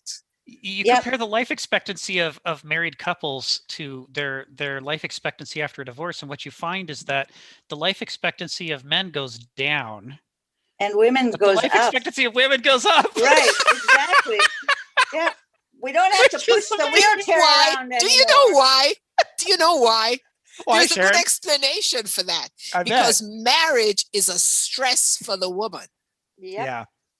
Right? Yeah. It's what Simone de Beauvoir, The Second Shift is. No, she wrote Second Six. Who wrote Second Shift? Who wrote Second Shift? Am I thinking Naomi Wolf? Anyway, there's a book on The Second Shift that talks about the way that men, after women come home from working, they're expected to then work for the man in the household while he watches the Super Bowl. It's like there's this, or reads the Talmud. Yeah, a failure to divide, equitably the responsibilities. Oh, that's Arlie Hochschild. Arlie Hochschild. Yeah, I think I've mentioned her in a previous week. She's known as, she's sometimes been coined the sociologist of emotion.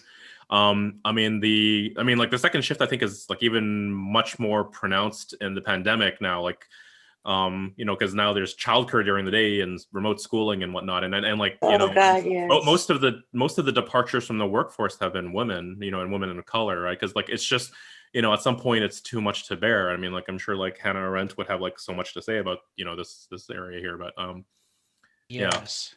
When push comes to shove, it's someone has to take care of the family, right? In their day-to-day immediate needs, right? So thanks for that reference. I put that in the notes. But I have to say it's changing.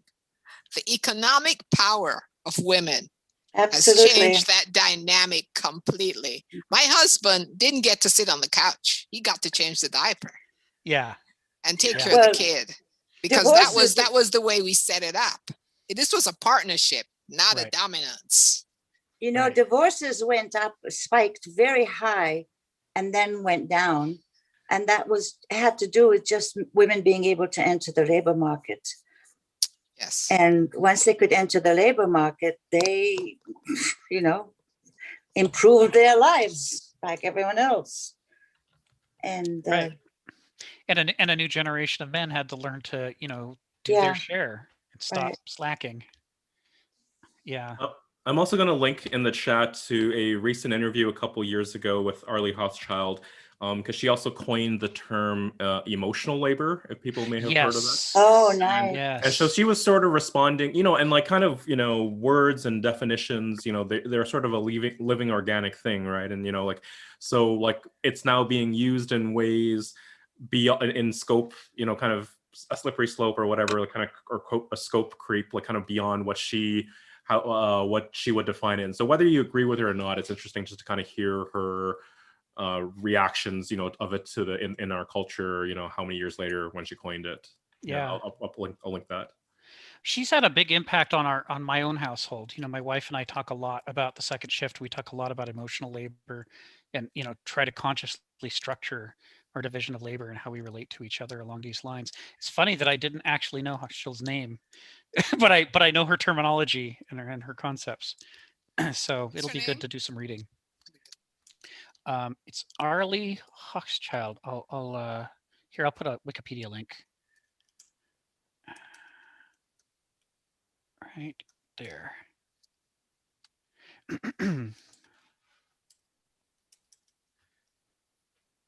Yeah, The Second Shift is one of her books. Whereas I bet Beverly knows her name right off the top of her head, even though I didn't.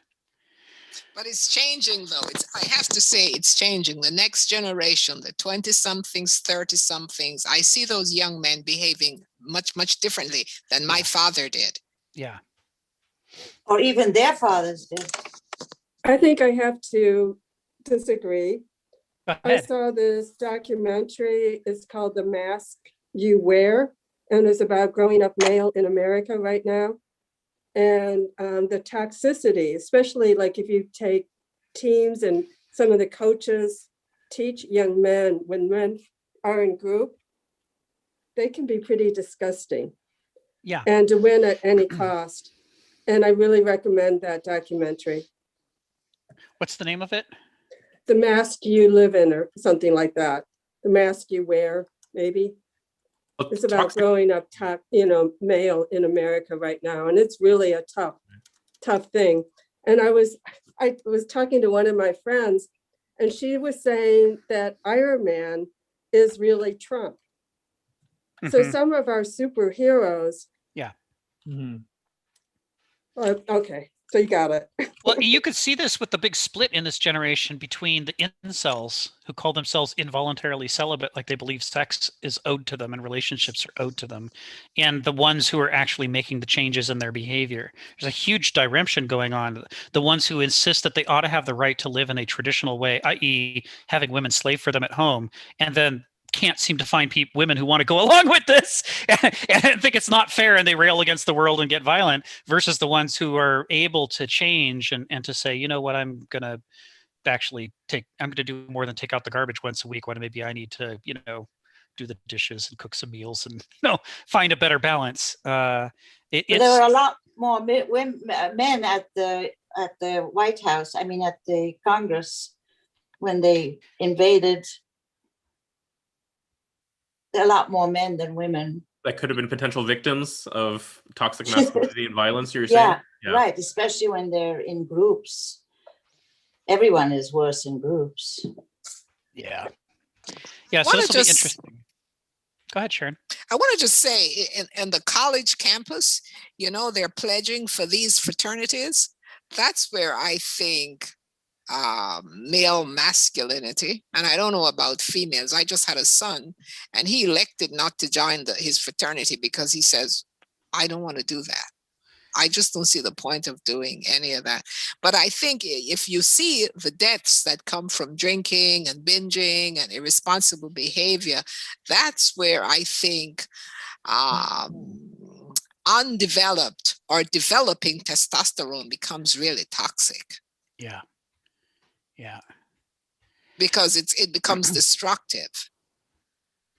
And it becomes a perpetuating cycle. And Rick, I think you've kind of also alluded to this, within like abusive families, right?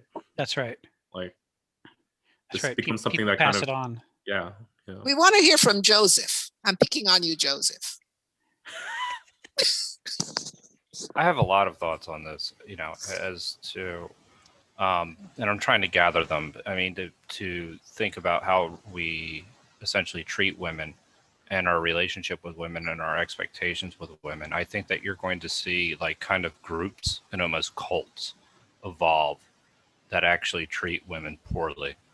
And I think the rest of the society will actually hopefully evolve and treat women with more respect. That's my hope.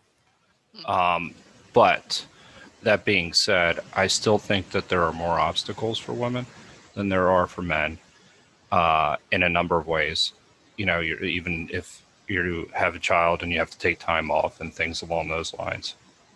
But I think that there's also, you know, a lot of the relationships that I have seen and kind of witnessed even growing up, not growing up myself, but coming up, you know, currently, I think that they still have unrealistic expectations of women, and what their roles are, and I don't know if that's a societal thing that's putting pressure on them to behave like that, or it's a psychological behavior that they've been, you know, that's created it. So I have to gather my thoughts around this. I have a lot of thinking, like I have done about the how we treat females specifically, specifically with single mothers, how hard they have things. But when you're talking about resilience, those are the first individuals that had come to mind for me. You know, you're talking about, you don't see many single fathers out there, but you see a lot of single mothers, and that's the way I have always viewed, you know, femininity. So that was another aspect of it. Thank you. Thank you, Joseph. No problem. So Richard and then Phil. Yeah, I don't want to take this too dark, but like kind of just briefly responding to Joseph's kind of thought about, you know, that we'll develop these kind of groups and cults, you know, that will mistreat and abuse women, like you know, people, you know, who have kind of written very presciently about, you know, where our society in the US has gone, that like is saying that, you know, like, should this go further down the path in kind of devolving, coming apart, that we could enter an area of kind of like gangsterism, you know. And if you sort of kind of like extrapolate that further, it sort of kind of looks like a Mad Max film, sort of as a kind of an interesting kind of side tangent, you know, trivia tidbit. People might be interested to know that the feminist author and activist who wrote the Vagina Monologues, yes, she was consulted by the makers of Mad Max Fury Road, the most recent one, in some of the messaging that kind of comes across in that film. Yeah, George Miller has a lot to say about gender relations in that film. Phil, then Sharon, then Joseph. Yeah, I think this is a much deeper problem than it will be solved in a generation or two. Right. And I think women are making progress, and that's good. But you know, I think it really gets down to the fact that so much of men's power is institutionalized. And it really goes back to a fundamental thing. In other words, if you really think about it, women is in some ways in control of the most fundamental thing, which is the continuation of the species. Okay. And so in a natural sort of way, generations should be matrilineal, because that's how the genus actually flows through. But for men to, in a sense, have control of that, they have to institutionalize things like marriage and domination, so that they could then claim that their son is the heir to whatever the throne is, whatever the property is, and all that. And so in some sense, when this structure has been built up for, I would say, at least 5,000 years, it's so ingrained that it's hard to chip away, and that men, if not on a conscious level, on a subconscious level, is going to fight back and not want to give the position of privilege and power. Okay. And so the struggle is going to take a lot longer than you think. And it's good that we're making progress, but it's a very deep problem because in some sense, once I actually didn't have this dream, but I said I had this dream that I said I had this dream because it was so realistic in some sense. I said, as women get more and more power, finally, the only job left for men is he is capable of opening bottle top. Back in those days, you twist it like this. Right? Can you get the lid off this can? Yeah. And one day, they invented an automatic bottle opener. He's done for it. And men had to go on strike because that was the only power they had left. That wasn't really a dream, but it could really be a dream. But what I'm saying is that man is going to fight because in some sense, if you really think about it, the most fundamental power is you have the control of the continuation of the species. Mm-hmm. And, and men really don't have that because, like, you can always know what the mother is, but you're never quite sure who the father is. You're never quite sure. And so that's true. You have to keep that women under control so you can actually be pretty sure that is your heir, that they're going to inherit the kingdom, that sort of thing. Yeah, that right there was certainly a major factor in the development of patriarchy. Yeah. Is just what you're describing. Sharon, then Joseph, then Richard. I gotta answer what Phil says. First of all, I come from a family of girls. Oh. Right? We had all girls, and we came into my father's life when he was in his mid-40s. And looking back on it now, the parenting we got was very different. But what he wanted from his 3 daughters was their ability to stand on their own 2 feet. And we're all professionals. And we got that reinforced from our mother because the marriage they were in stunk, right? And she couldn't leave because of economic reasons and of prestige. She was a pastor. Where is she going? Right. So, but she made us understand the need for us to control our own economics. So my first response to that is if women get economic power, and I mentor a lot of young girls, mm-hmm. You must be able to do that. The days of looking for a man to provide for you are gone. Right. That thinking is obsolete. You need to be able to do it yourself, and if he comes along, then he can share it. Now, so I don't know. It's not institutionalized as much as it can. And the second thing is, which gives credence to it, take the pandemic and you look around the world. The 3 countries that have done the best are led by women: New Zealand, Iceland, and Germany. Right. They're all women-led. Now, men they can either look at it and digest it and be honest and fair about their assessment, or they can scoff at it. But I think the acts speak for themselves, particularly New Zealand. I think she's done an amazing job there. No, I think those are exceptional, but I think it's kind of cherry picking to say, there like, we go. No, to leave out, like, say, Taiwan, right? Like, not to diminish the women leaders, but I mean, yeah. I'd just like to add one thing to what Sharon said. I tell my granddaughter that I don't care what she does. She's almost 30. As long as she is in a position to take care of herself and 2 children. Mm-hmm. Because in the end, the women get stuck with the kids. So you need to be able to support them also, or you can't leave a bad marriage. Thank you, Amal. Joseph, and then Richard. Oh, we got to say this. It's not fair that Richard put this in the chat. I'm sorry. He says Taiwan now has a woman leader. So there you go. I didn't know about her.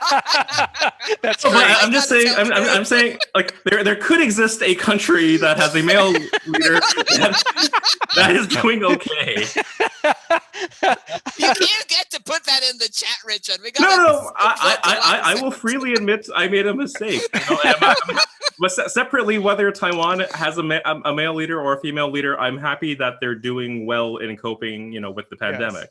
Yes. They have the, like, even greater disadvantage I mean, they're geographically very close to China, and they've been systemically marginalized by China in a lot of the international institutions, including the WHO and stuff, because China's basically trying to bully and isolate them, right? In the idea of someday that China would, what's the word I'm looking for? Take them back. Yeah, take them over, I guess. Yeah. Take them back. Annex them, I guess, or whatever the political correct term is. Thank you. Okay. Let me wait. Before you come back, Phil, we've got to do Joseph and then Richard. But I'll call you next. Yeah. So basically, there was one other thing that I had been thinking of, and I wasn't able to express it the last time I was speaking. Is that I think that when we talk about the progress that we've made, for women in general, is that we maybe have a tendency to pat ourselves on the back a little too much to say that we're really making great progress, because I think our indicator, there has to be a good set of indicators to say what that progress is. So one thing I would say is that, did we really just accept women into the workforce, or was it more affordability was a big problem? And therefore we started to say we need 2 incomes instead of 1. So that therefore we're going to integrate women and give them double the work in addition to that. So that, is that progress? Right. I mean, so I think what we really need to do is kind of look at what are the indicators of real progress in accepting women. And I think that is more of, as Sharon had mentioned, it gets more to the idea of having women leaders. Would be that, and that's only one. I mean, but it's an indicator. But it's an indicator, and that's an appropriate indicator versus this is how many women we have in the workforce, and this is how many women are out on. Because I agree, in some ways, people have been able to at least get away from abusive relationships. And get out of, because women are working now and have opportunities that they didn't want to have, or but I do think that we need a real good indicator. And I think it's country specific as well.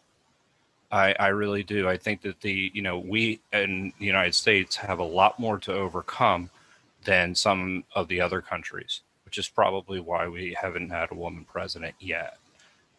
So that's another reason, and I think that's these are some of the people talked about specifically Phil, with the idea of these institutions, being problematic as far as how it's systemic, and I think that still exists today, where women have to kind of acquiesce to male type behavior sometimes in order to get ahead, as opposed to exacting their will on an organization. So I think another area would be, and I'm really just reaching here, is just like women startups would probably be a better way of looking at things versus progress in traditional types of institutions, although that would be good too. But, I mean, I just think that there are a lot of different ways. There's a lot of dynamics and systems play a huge role in this, like your economic system. So again, I think we pat ourselves on the back sometimes as the progress that we're making, but maybe we aren't realizing the fact that we're making the progress because the system's forcing us to do it. And there's limitations to that progress. And then how that actually manifests itself is very dangerous. Thank you, Joseph. Richard and then Phil.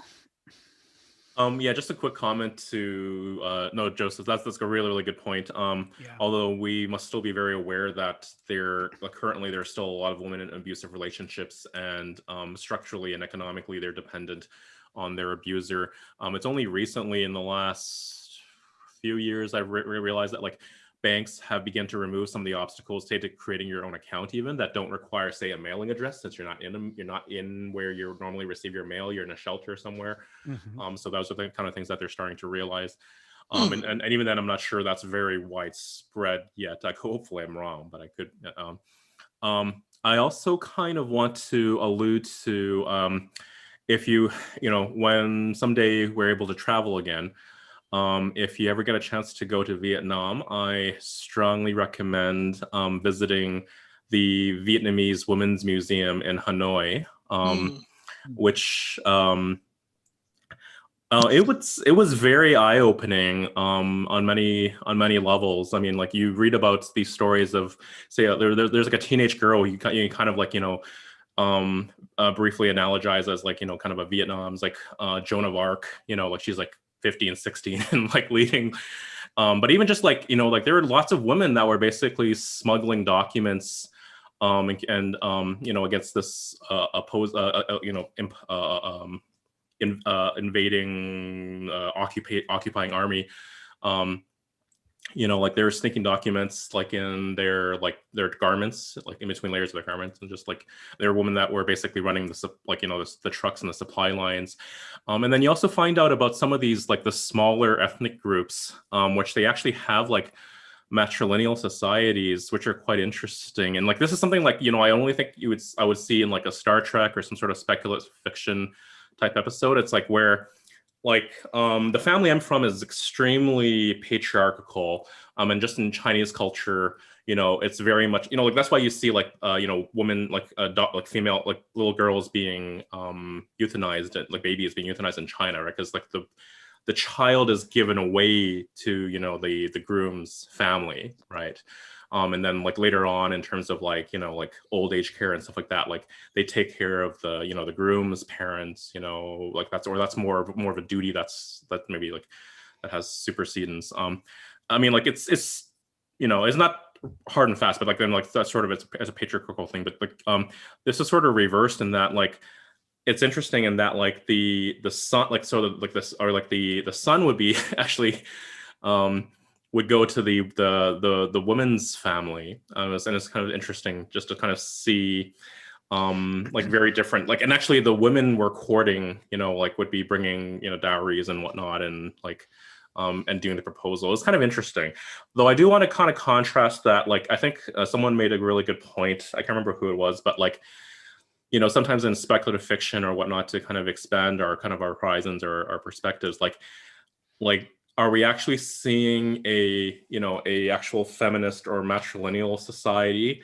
versus a machismo and still masculine type dominated society, except they're just just swapping the men and the women, and you have like these kind of more Amazonian muscular physically dominant women and like these smaller, meeker men? Like are we seeing that, or actually we seeing something very different? I guess that was sort of the point I wanted to eventually. I answer that. Oh, sure. Whoever's place I'm taking, I apologize. But Richard, because a woman gets economic independence and she's no longer dependent on a man, I hope I'm interpreting this wrongly. Amazonian is not a good word to describe her, right? And I also say that in 1990, when I sat on the medical school admissions committee for University of Miami, we put together the first 50-50 class. When I went to medical school, there were 110 pupils, women and people in the class, and there were 6 women. And that year was 1969. So we have come a long, long way, and it's getting better and better and better. I look at my young contemporaries now in their 30s, mid 30s, and they're having kids, and it's a joint exercise, right? It's 2 income, and my place is just as important as yours. Of course, the 2 incomes allow them to have help in the home, but the duties are just there. And the other point I want to make is, even when societies were dominated by men, the conduct of the society was matriarchal, right? Because I came from a household where the man was very, very strong, and my mother, we all had to listen to him. We were all girls. But the real working of the house, the well-being of the children, and the way everything went was all about her. When the problems came, he turned to her. So I think we're just now getting recognition for that. We're able to stand on our own. And I have to say, as women get economic power, that male-female dynamic is going to change. And it has already changed significantly.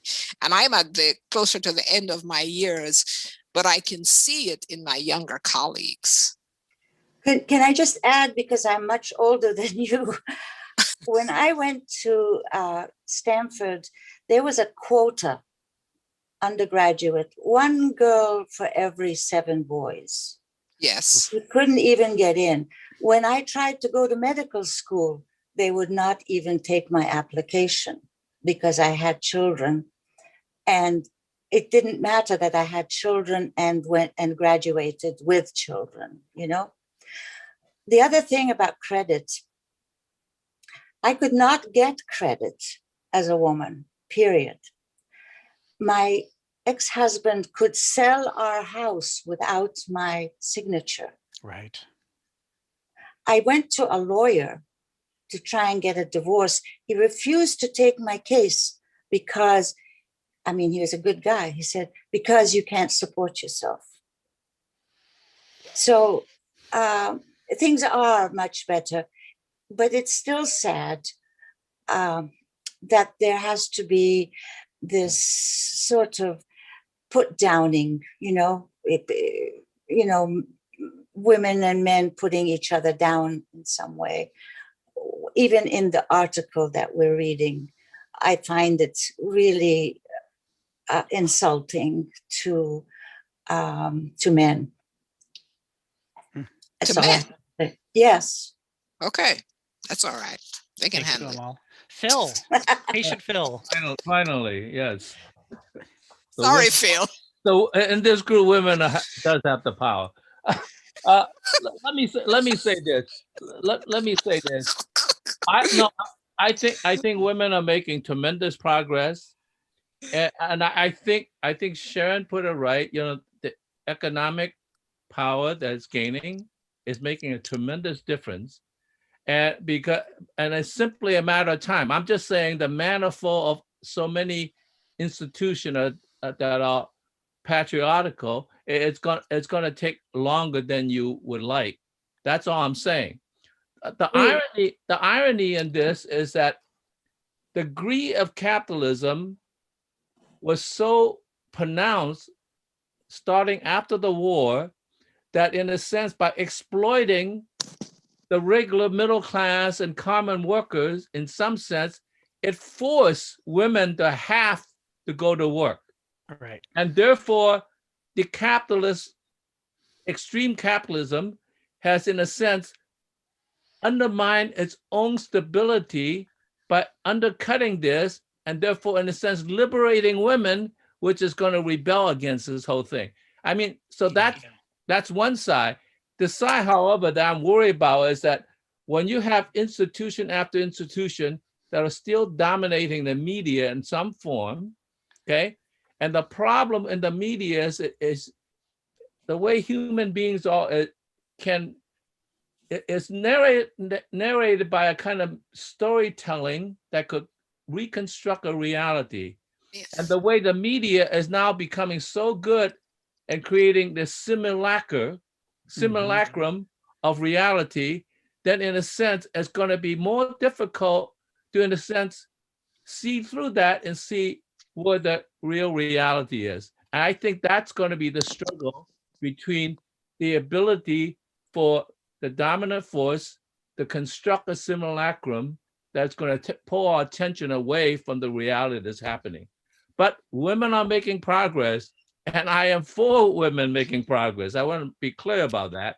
I'm just saying you just have to be a little bit more patient than you're thinking you are.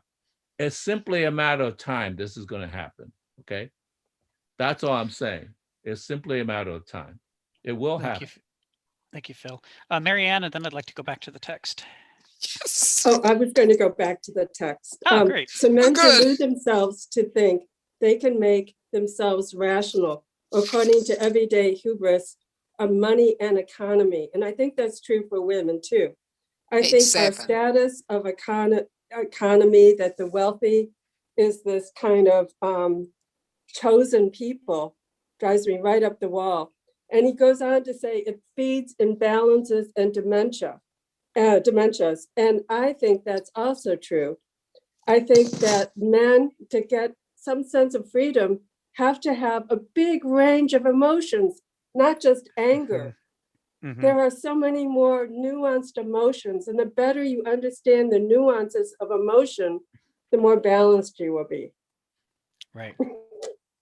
Right. Good point. All right. Well, So I like what Hegel says here about yes, the magic. Yes. Yes. So we're at the bottom of page 7. This chapter is only 11 pages. So maybe we look at the remaining pages, see if we can find other things that we can fix, or not fix, but supplement with notes or introductions, and we could wrap this one up today. So Python was to the Greeks. Recall how sacred patrician of the goddess Python. That's another explanation. I didn't know who she was either. So I spent some time looking that one up. Patho was one of the most important divinities to the Greeks. She doesn't get a lot of myths about her, so people who read the Greek myths often don't learn about her, but she was critically important to the Greeks. This is the idea of persuasion is the thing that we talked about a few weeks ago about Nietzsche's essay Homer's Contest. Mm-hmm. Where he writes about the idea that part of the Homeric project was to replace conflict with contest. And that's why they did the Olympic Games and the Nemean Games and all the other, 4 times. Basically, every year, one of them was on a 4-year cycle, and it would be its year to come due. And that was to get that competitive instinct channeled away from stabbing each other with spears and swords and towards, who can write the best tragic play or who can throw this ball the farthest, anything to try to get people away. And then, so as part of that, they said, well, then how are we supposed to make political decisions? If I can't just club the other guy over the head and, then I win, then what? Right? What's our alternative to the Mycenaean strategy? And they said, well, the alternative is a contest of persuasiveness. Who can be the most eloquent? Who can make an irresistible argument? And they elevated her to the level of goddess because they basically said, look, our civilization will collapse unless we do this. This has got to be binding upon all of us that we study the arts of persuasion. So the reference to Patho and Aristotle, the 3 graces. Let's see, I've got that here. That's from Nicomachean Ethics, where he talks about the 3 graces and how they erected them in the market to say that the point of the market is not to beat each other and win, but the point of the market is friendship, that we interact with each other in order to form a society. And that's why the market exists, to create the greater whole. So, but I think actually you're right about Patho. That quote is about the graces and not about Patho. So I need to look up a good reference for Patho, which I'll do. The Liddell and Scott reference is referring to what has been for many decades the definitive lexicon of classical Greek vocabulary. Liddell and Scott are the authors of that, and it hasn't been replaced. It's still the standard, and that's where he's alluding to the fact that he looked up Patho's name there, and they saw it as translated as winning eloquence. But I'll see if I can find a more a better reference that I can use to actually put a note together around this. Thank you. What else? The 3 graces contributing to friendship. I did look that up when I was reading it. I have here brightness, joyfulness, and what's this last one I have here? Bloom. The 3 graces that contribute to friendship. Yes. Were they statues or what? Yeah, they're statues. I'll get the quote here for you. It's here we go. Nicomachean Ethics by Aristotle, 343 to 322. Some think that reciprocity is without qualification just, as the Pythagoreans said, for they define justice without qualification as reciprocity. Now, reciprocity fits neither distributive nor rectificatory justice, yet people want even the justice of Rhadamanthus to mean this. Should a man suffer what he did, right justice would be done, for in many cases, reciprocity and rectificatory justice are not in accord. For example, if an official has inflicted a wound, he should not be wounded in return. And if someone has wounded an official, he should not be wounded only, but punished in addition. Further, there is a great difference between a voluntary and an involuntary act. But in associations for exchange, this sort of justice does hold men together. Reciprocity in accordance with a proportion, and not on the basis of precisely equal return. For it is by proportionate requital that the city holds together. Men seek to return either evil for evil, and if they cannot do so, think their position mere slavery, or good for good, and if they cannot do so, there is no exchange. But it is by exchange that they hold together. This is why they give a prominent place to the temple of the graces, to promote the requital of services. For this is characteristic of grace, that we should serve in return one who has shown grace to us, and should another time take the initiative in showing it. So that's Aristotle in the Nicomachean Ethics, talking about the fact that they erected the temple of the graces, which included the statues of the three graces, within sight of the agora, the marketplace in Athens. You couldn't do business without looking at the temple and being reminded, oh yeah, I suppose we're supposed to, like each other and be friends and not just rip each other off. Which is a far cry from how the modern world does business. Where it's like we use our lawyers as mercenaries to enforce our contracts on each other, and whoever can get the best deal wins, regardless of what the effect is on the larger whole. So that's why he talks here about how the Greeks have the courage to take this feminine reflective turn, to be thinking about the larger whole and not just about what you can achieve personally in the market.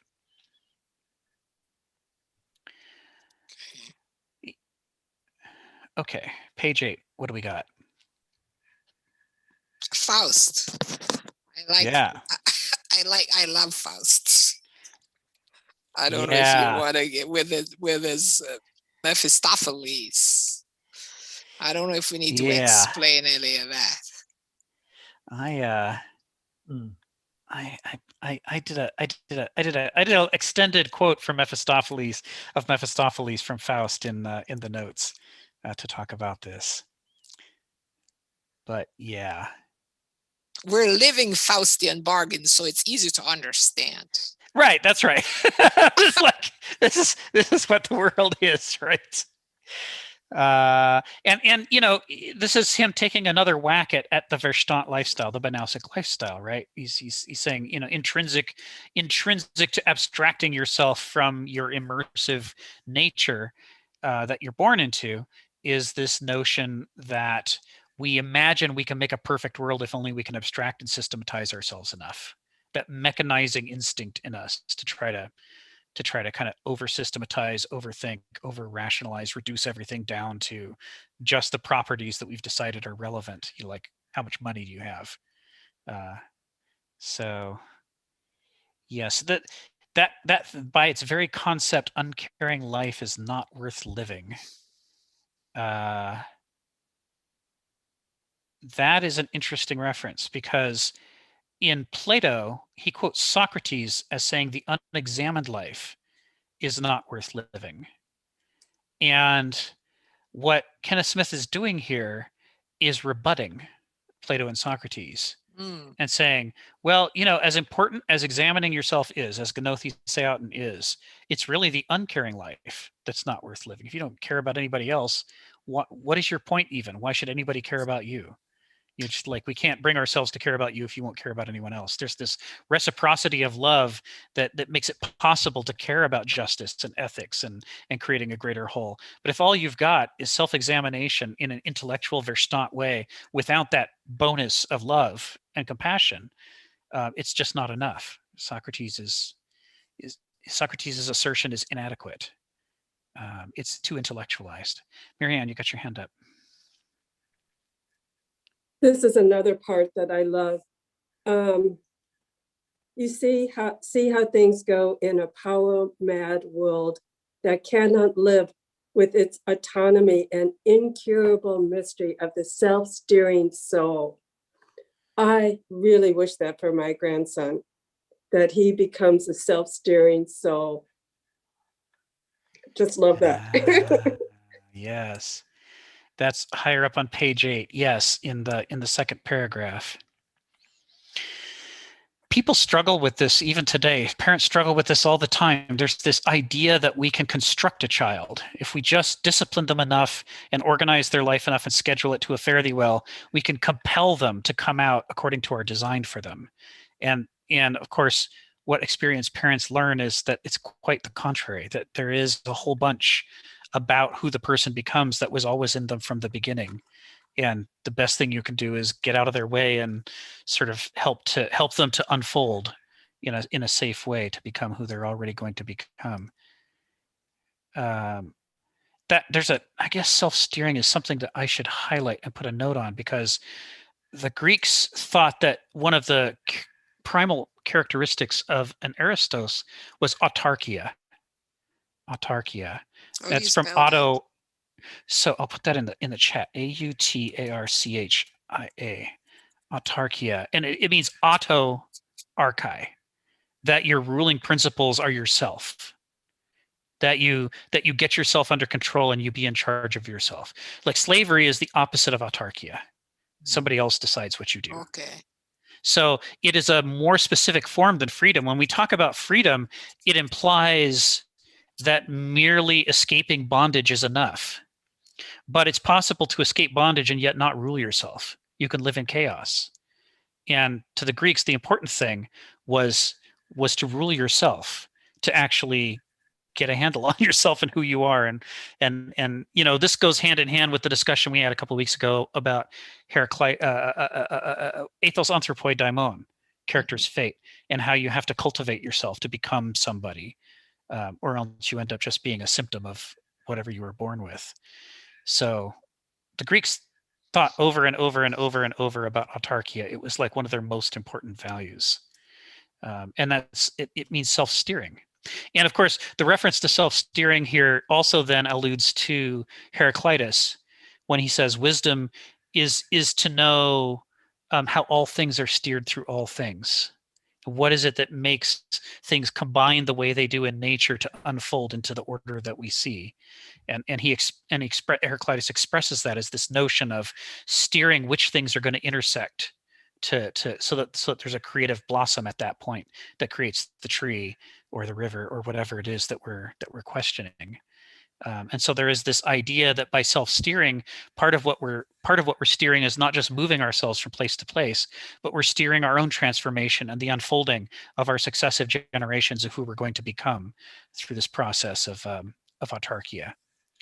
I wanted to say that this is one reason why I really respect pioneering women in male fields is because you had to experience so much, like he says, shattered bones and reset yourself. Yes. Yeah, that's right. When my daughter was young, she was looking for colleges, and her counselor at college said, "Oh, she should just go where she fits in." And I said, "No, you shouldn't. You should be able to be a leader." There's another word in the same sentence that I should call out. Autonomy refers to autonomos. This is the same nomos as the laws of a polis, the rules and laws and principles of a society. And autonomos is the idea that you should directly embrace and choose and be involved in the rules that you live your own life according to, your own principles, your own ethics and values. You can't just be, again, here too, a symptom of things. You have to design your set of principles for yourself. Even though you should design them in harmony with nature, you have to be the one designing them, because otherwise you're not engaged in the agon that's going to develop your character into being, to having autarkia. So that's kind of hiding in there. We're used to autonomy. For us is just another English word like any other. We're not used to decomposing it, to seeing that there is a reference to the nomos here, the rules that we set for ourselves to try to bring ourselves into harmony with the logos of nature. But that's certainly Kenneth Smith means it this way. Richard, you got your hand up. I was looking at the etymology of like autocrat or autocracy, which is also from Greeks, and I'm just wondering whether if you know whether in in ancient Greeks, whether like autocrates has the same meaning that it did, when Europeans kind of took hold of it to refer to autocratic rulers, or whether it was a different meaning, or I don't know whether it would be kind of pretty obscure. I can't remember. The place to check is Aristotle's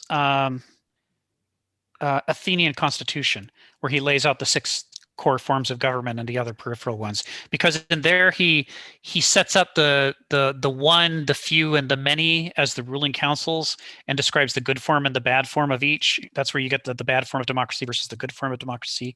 And I know in there the bad form of one person ruling is tyranny, tyrannos, which same as in Oedipus Tyrannos. But I can't remember what the name of the good form is, if it's autocracy or not. You'd have to look. Okay. But if you do a quick Google search on Aristotle, the Athenian constitution, you should get the list of the 6. Okay. And see what the opposite of tyranny is. I'm glad you brought that up. Okay.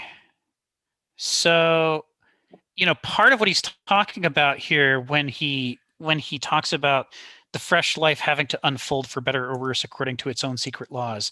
This goes back to Heraclitus, right? The nature around and within us. This is talking about the nature that's within us, and nature is physis, which means flow or transformation. It says there is, and specifically a lawful flow or transformation, a measured one according to its own internal logic. And so he's arguing here about the difference between what we might wish for ourselves or wish for our children versus the actual unfolding nature that's within them that we're subject to. So this is where pratein and pathein come into play again. He's talking about there's some things within ourselves that are our nature, and because they're our nature, we're subject to them. They aren't under our control. And for moderns, that's an inexplicable idea, right? We think we're born with a birthright of freedom, and that we get to choose ourselves and define ourselves and make ourselves be whoever we are.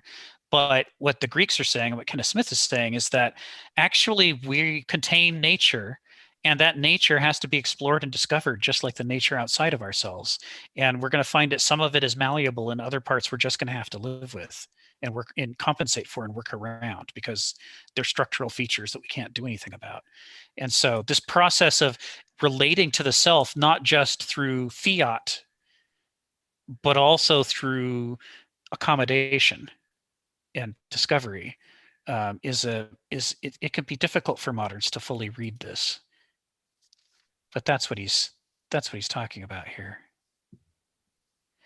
Just like we did the first time we went through this essay, somebody else brought it up the first time. I'm going to bring it up this time. I just love when he says, I put most of my philosophical revelations to myself into this arcane formula. There is no true understanding without values, and no values without love. I just think that's such a potent Kenneth Smithism. That's correct. That's just amazing. Because in an era of professionalism and abstraction and academicism and intellectualism, there is this belief that information should be value-free. That if we impose our values upon the information, that we're somehow violating professionalism and violating the truth. Whereas he's saying the exact opposite is true, and the insistence that we express things in a neutral way that doesn't take sides is itself an imposition of a falsehood onto reality. The reality is that our lives are contingent upon a great many things, and we simply have to be oriented towards what is sane and healthy and good, or else, we will surely fall short. And we can't just say the things that are required, the values that are required for us to orient towards what's sane and healthy and good. We can't just say, well, those are just details we should shove to the side, because they're the whole ball game. It's like without that, we lose everything. And it's a kind of insanity to try to insist that people should be value neutral and not take sides. We have to take sides. So the thing we have to do is to mature ourselves to be able to take sides wisely and to improve over time. That's the whole vaccine debate. I have to interject. Yes, exactly. Right. It shows up everywhere, the vaccines and everywhere else. Life and death are riding upon the ability to take sides wisely. So, Joseph, go ahead. You got your hand up. No, I was just going to say that this kind of gets to what I think we were talking about a couple weeks ago with the idea that particular line, no true understanding without values and no values without love, the idea of meaning and finding, that you can really kind of graduate to the idea of what is meaningful in life out of that Yes. that line alone. I just wanted to say that. Thank you. Yeah, I think that's right.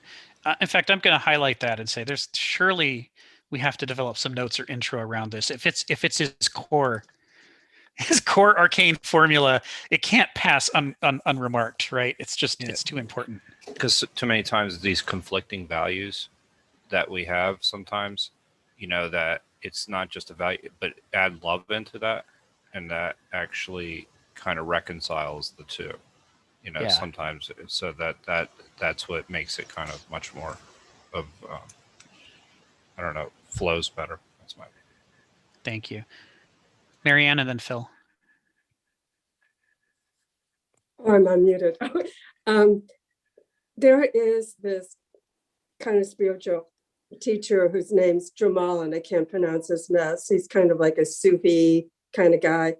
Rahman. And one of the things His I name is learned, Rahman, Marianne. thank you. One of the things I learned from him is that we can become prisoners of love. And sometimes love is kind of like that prior kind of conditioned things that we're familiar with. And so I'm searching for a new way of thinking of love where I don't become a prisoner. So help me. Yeah. It's boy, that's going to be a lifelong search, isn't it? I mean, this is one of the central organizing principles of our lives, and there's so much confusion about it, deliberate and accidental. How many popular love songs are actually toxic? It's like the things that they think love is like, for the love of God, don't do that. That's the wrong kind of love.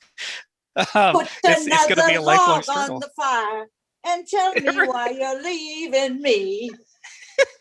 It's like, Sting wrote his song about a stalker, Every Breath You Take, and all these people would come up to him and say, that's our song. And he was just like, oh God, I'm so sorry that's your song, because that's about an unhealthy relationship. It's like, and I'm not surprised that it's a Sufi that you're alluding to, because man, Sufism spends a lot of time investigating the subject of love. I have a lot of respect for the Sufis. Phil, you've got your hand up. Yeah, I'm once again wondering whether it's just not so much more complicated in a contemporary society than, let's say, back in the days of the Greeks in this sense. I mean, I agree with them totally. So I'm not beginning with being negative. I'll tell you a story that happened to me in this sense. It was very interesting. First of all, I love abstract expressionism. I thought that was the height of the modern art movement. But so abstract expressionism began in the late 40s and into the 50s and so forth. Okay, so that's the time period. When I taught in Oberlin in 1985, I did a series of work that was very interesting, because what the abstract expressionists did was that they confronted the blank canvas and the action of doing and struggling to find. They created a metaphor which they find meaning out of, in a sense, confronting this sort of absence. Mm-hmm. And by 1985, I thought, that was no longer reality. What I did was I work on paper. I started making random marks, what I call aesthetic noise, on the paper first, because I couldn't go into a blank canvas and find, because there was so much noise in society that contaminated my mind that I had to, in a sense, create a counter white noise, so to speak, in order then to, in a sense, go back and find a thing. And I'm just wondering, in a society that's so filled with so many contra noises, in a sense, that fills your life, that you in effect humming the jingle that that it's a lie, but you're going to buy the product. I mean, so many things.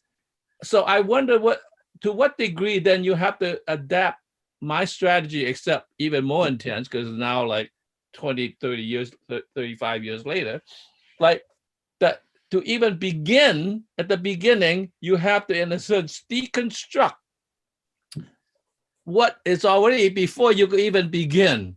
I mean, whereas like with the Greeks, you didn't have to deconstruct. Well, maybe you had to do some. I don't understand the culture well enough, but not to the degree that every step you move, it's almost like, am I making a mistake? Should I eat this piece? Now it's going to contaminate the world.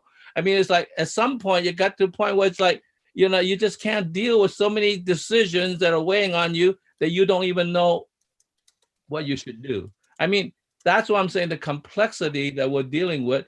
And I could see individuals coming out of that who are very well trained and have very stamina. But if you live in a society in which this sort of thing washes over all sorts of people who are not deep thinkers, how are you going to construct a society that's at all stable? Mm-hmm. I mean, mm-hmm. Yeah, you know, it's like what's interesting about the archaic and classical Greeks is that they're so much closer to indigenous cultures that they're still talking about the core principles of those cultures. They can take them for granted. They haven't disassembled all of the basic foundations of what makes a sustainable way of life. But we've gone through so much more Apollonian transformation than they have that a huge number of the things we think about how the world actually works are wrong. Like we're incredibly informed about TV shows and movies and about arguments going on in the news and things like that. But most of us couldn't farm to save our lives. We assumed that farming was some straightforward primitive thing, you know, because it was in the past and the past is primitive.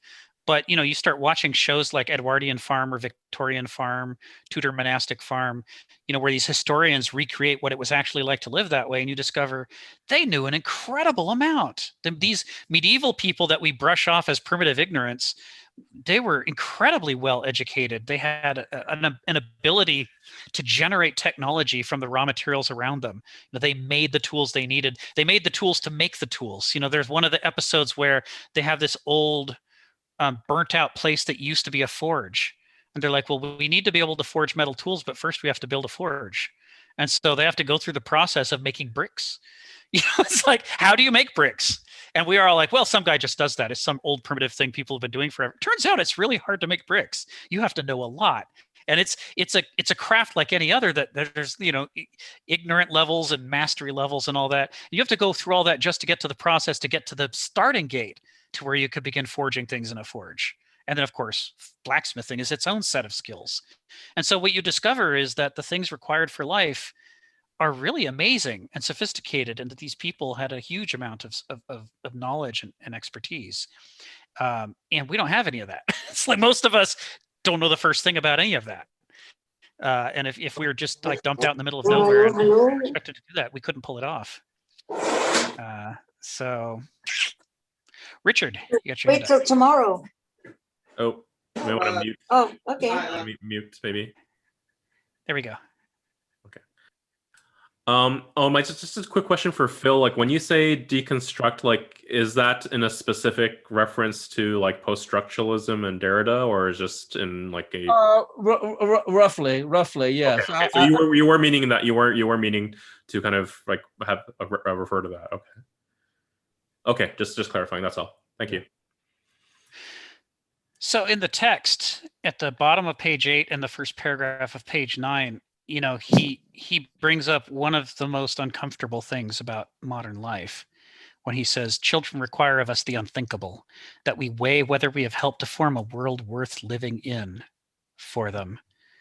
And of course, a great deal of modern life is about trying not to think about that very question, right? It's like, because if there are things that are bad in the modern world, we know that we are surrounded by so many rules and laws, and there's so much momentum and vested interests and conflicts of interest and perverse incentives that what if we had to change it, but, you know, 200 million people say no because they're profiting off of it.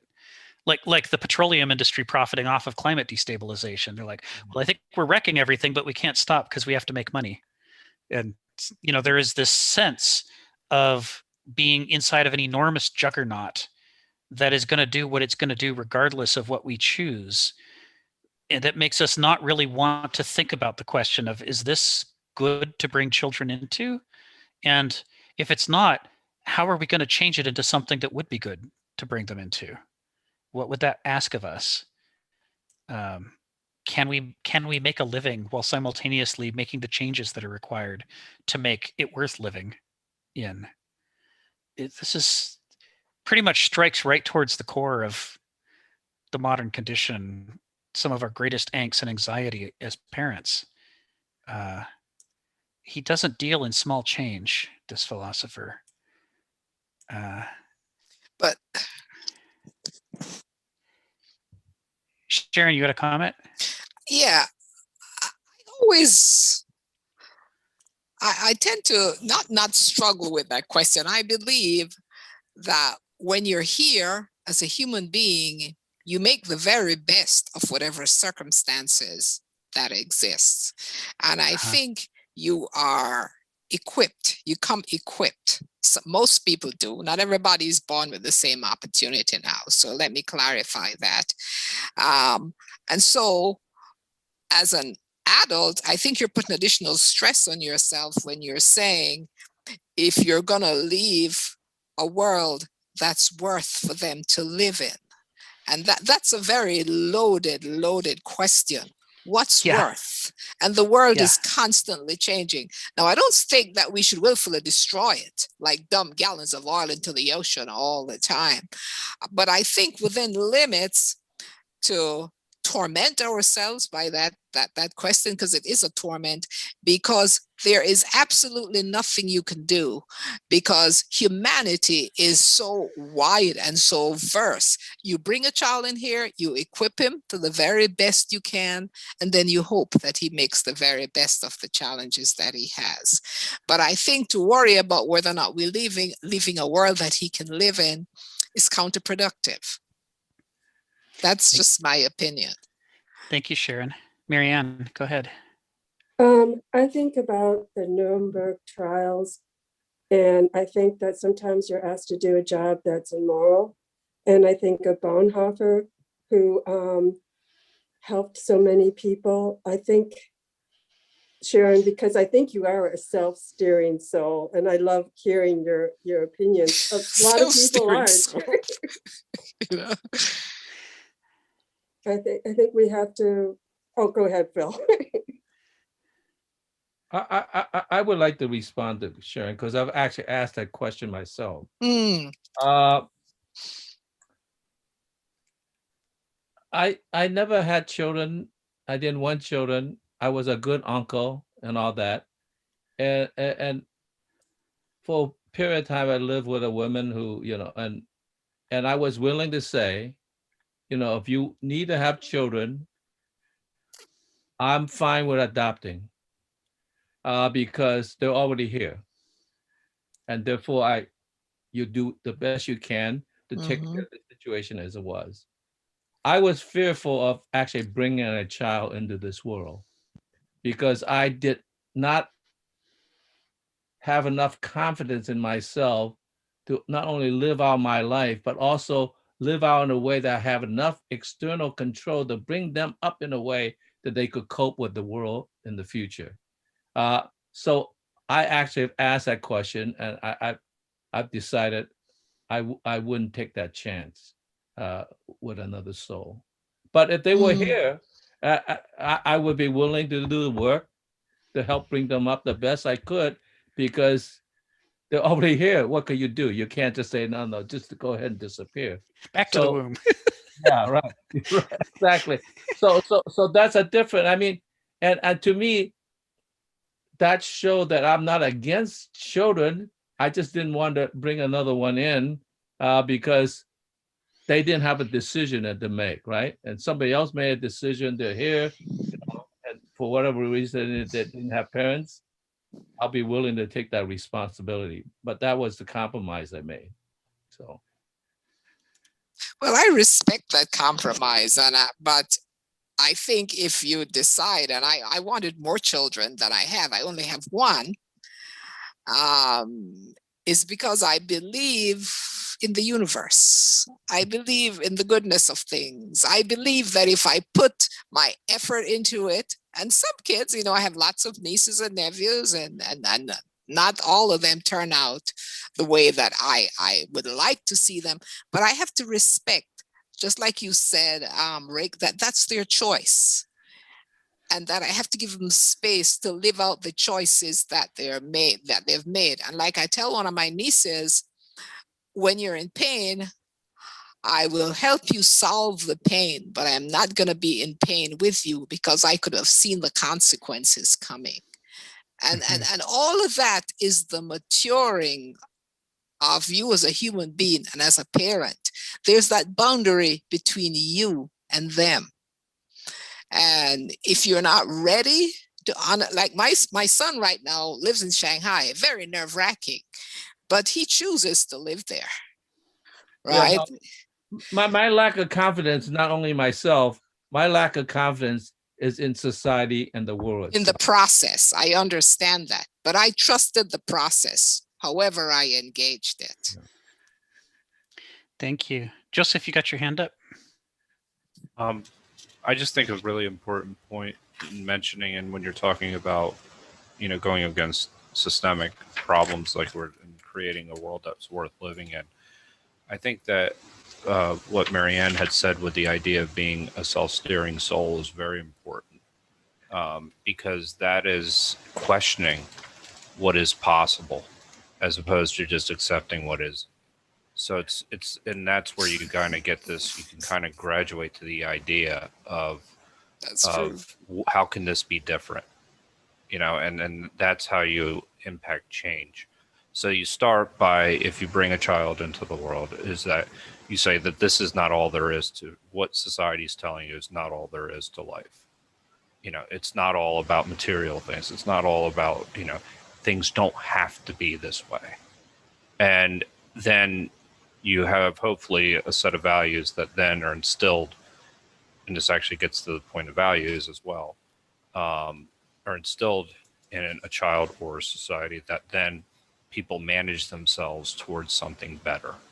Mm-hmm. And I think that that's the best you can do, is kind of not just accept conventional wisdom, but kind of, impart a certain healthy level of questioning that is self-steering, meaning it allows you to discover. And that's a little bit abstract, but I think that really kind of fits in with all of the quotes that we're seeing here, the idea of values and love and being self-steering in that process. Yeah. So I think that they both fit together nicely. So Amal, go ahead. You're on mute though. My kids are 60 and 60 years old. Wow. But I taught them to question authority, except mine.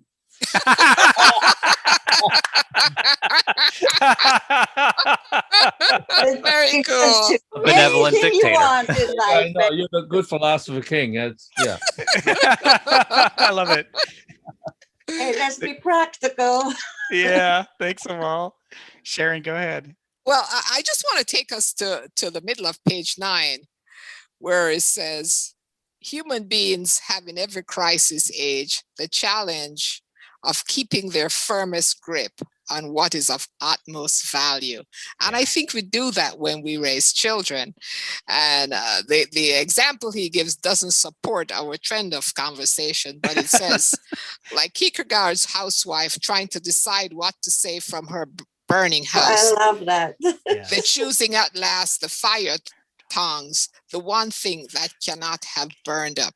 And I think if you give a good set of values like kindness and joy and patience, those things will never burn up. Mm-hmm. Mm-hmm. They have enduring value. Yes. Yeah.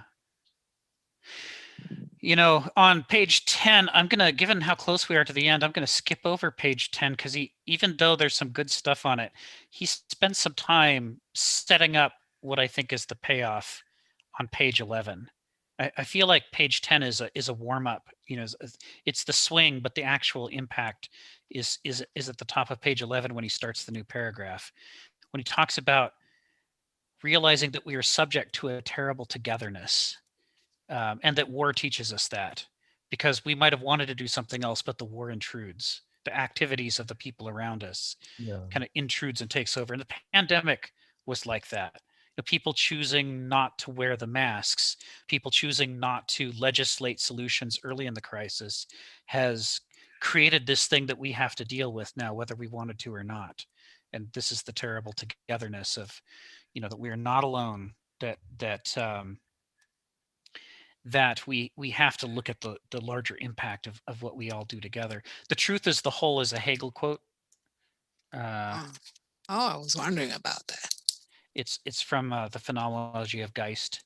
And that's where he's talking about the power that Begriff has that Verstand loses, which is Begriff thinking creates wholes. Its natural inclination is to be centered within the larger cosmos, and to feel all your feelings and have them all be present so that you're a whole person.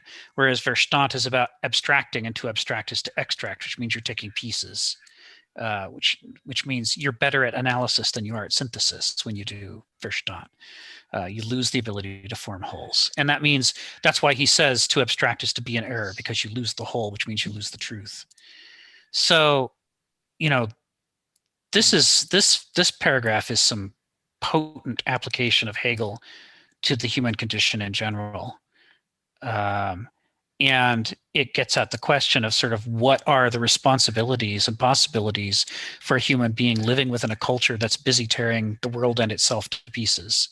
It's like, what can we do to create wholes when there's all these centrifugal forces around us that are trying to break things down? And that's really the fundamental challenge of life in this late modern era, is the persistence in finding the things that matter, the powerful virtues and principles that will allow us to generate wholes even under these conditions. Because if they can do it even under these conditions, then in a postmodern world that isn't flying apart, they would make a solid foundation for building a new society out of, or a successor society from. And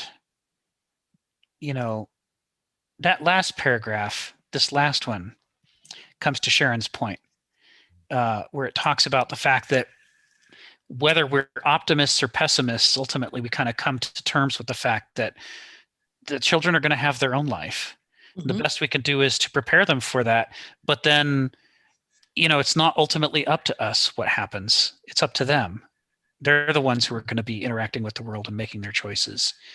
The most we can do is to set some things in motion that aren't entirely under our control, and then see what they bring to it. I really like the power of these final two paragraphs on this last page.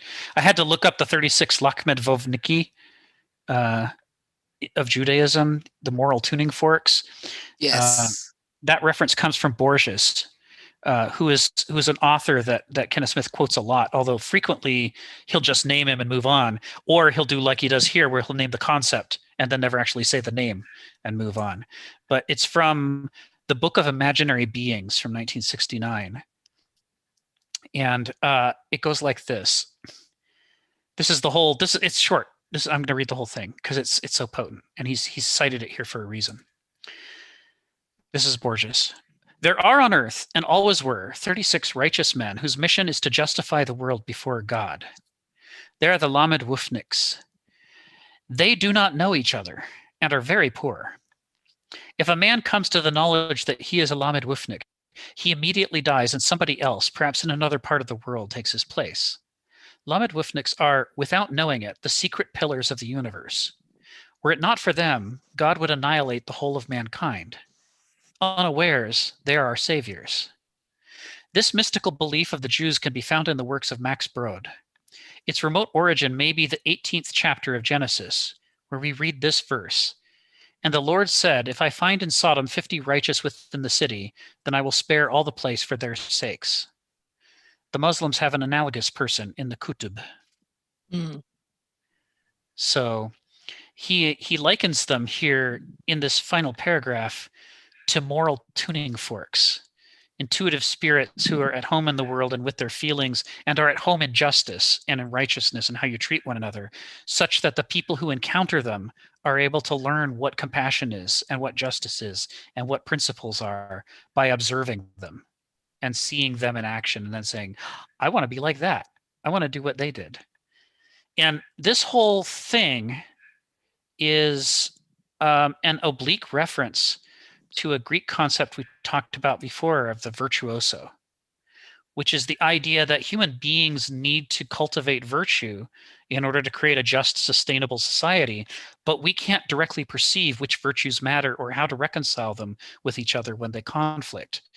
And so the only thing that makes human society possible is that there are people who devote their lives to trying to bring one or more of these virtues to life, and that they do it so well that afterwards, instead of trying to explain a virtue abstractly, we can say, well, look at Achilles. Or we could say, look at Socrates and what he did here. This is what it means to be a philosopher. This is what it means to have courage. This is what it means to have compassion. And that people can learn this complicated, difficult, but necessary subject by witnessing it acting out in the lives of the people that they learn about.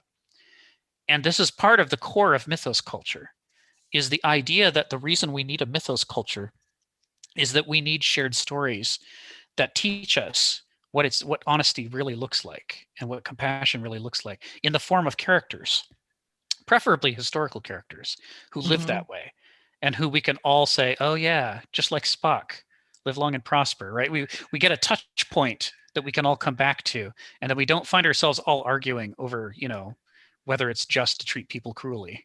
We can all say, well, of course not. So-and-so would never have done that. And everyone's like, oh yeah, so-and-so, right?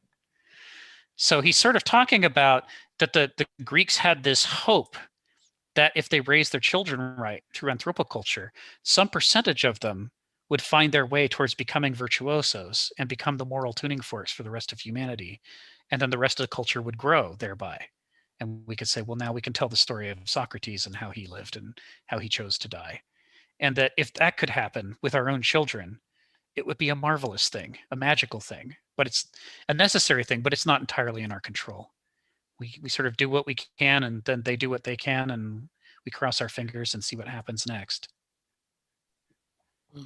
The part that I don't understand is that as soon as this virtuous person come to know that he is such a person, he disappears and somebody else takes his place. That somehow that there's something about it is somehow no longer virtuous or not virtuous enough than the guy who does not aware of it, but he just does it. I mean, that part confuses me. Like, yes, you would think a person who is that virtuous would know that he is virtuous, but maybe that's violating a kind of hubris, like, oh, I'm virtuous. Maybe that's the problem. I mean, I'm not quite sure how to make of that little part. Yeah, that part of it is not in the ancient Greek culture. That's Jewish, strictly Jewish. The idea that virtue has to be harnessed to such humility that if you even suspected that you were one of those people, you'd die. It's like this is Borges having fun with us, telling us a little myth of his own, right? That tries to marry the two. But in the ancient Greek sense, you knew what you were trying to do because you couldn't do it by accident. The Greek idea was that you had the agon, the struggle to try to be true to a virtue meant that it had to be deliberate. And that's why before the Trojan War, Achilles is offered the choice. You can have a long, happy life and die in infamy or in ignorance. Nobody will have heard of you. Or you can have a short life in which you actually get to exemplify a virtue and become a virtuoso. And he's like, well, the only thing worth living for is to try to develop the culture and expand the culture by being a virtuoso. So that's what I want. That's what I choose. I gladly choose death if it means that the culture improves and people can now use me as an example. Was it very, very much not the idea Borges is talking about?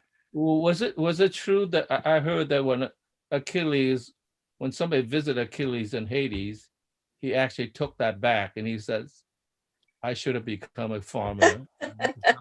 I mean, did he take Yes. it back after all?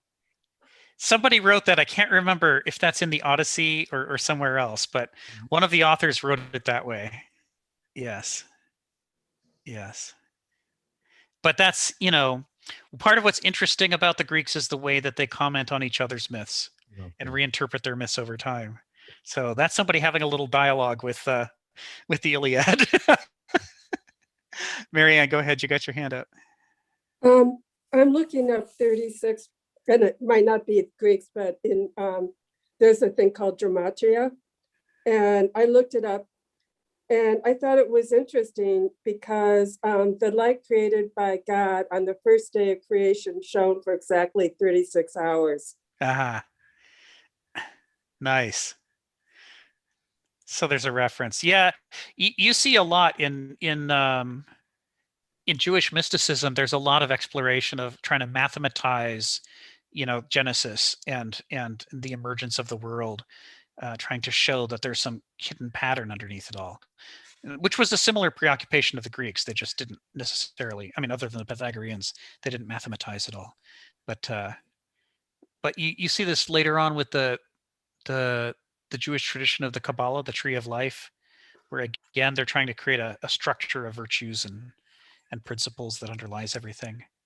So there's a lot of this stuff. It's interesting stuff to read. It's too bad it's not better popularized, because in its way it's as interesting to read as the Greek myths are. This kind of Jewish spiritualism. Other questions, comments, or concerns about this last page before we wrap up for today? No. All right. Well, then, I'm going to go make some notes. I got a question though. Yeah. Kenneth Smith stock. I'm not seeing it here. Has he posted it yet? Yeah. He posted it. Yeah. What date is it? Because I would be very upset if I missed that. Yeah. Let me get to that date. February 23rd. February 23rd. It's a Tuesday? It's a Tuesday. Kenneth Smith Contra Con, which means next week we'll have back-to-back Kenneth Smith, because we'll be doing this again next Monday. And then the following day, we'll have Kenneth Smith himself talking Contra Con. Oh, Kenneth Smith, Contra Kant. Yeah, I do see it now. Yes. February 23rd. Yeah, I got it. Thank you. Yeah, and that contains the link to the essay inside of it. So it contains the link to the essay inside of it. Okay, so I'll get on my computer and print the essay down so I can read it. And so for next week, what are we doing? So next week we'll move ahead to the next, which would be Myth, Soul, Earth, and we'll do the same thing that we did today to that. We'll try to pick out every blocker, every stopping point, everything that you think is confusing to the reader, and we'll annotate it. Could you send a copy of that, please, Rick? Can you post a link to a copy of that for us late arrivals? It's on the last week. It's not on this week's, but I think it's on last week's. Oh, okay. I'll post that last week's announcement. Okay, thank you. Yeah, if you look at February 12th. It's on a Google Drive. Say it again. It's on a Google Drive. Whoa.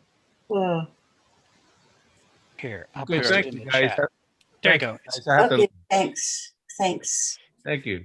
See you next week, Phil. All right, thanks. Bye-bye. All right, thanks. I enjoyed it. Thank you, guys. Bye-bye. I enjoyed This it was as well. fun. Thanks, guys. This was fun. Thank you so much. Thank you. The essay is posted right for next week as well. Thank you. The other one. So it's Monday and Tuesday next week. We're doing Kenneth Smith. Yeah, Monday will be this, and Tuesday will be Kenneth himself. Okay. Thank you. Have a nice week. You too. Thanks, Bye-bye. guys. Thank you. Take care, everyone. Bye. Bye.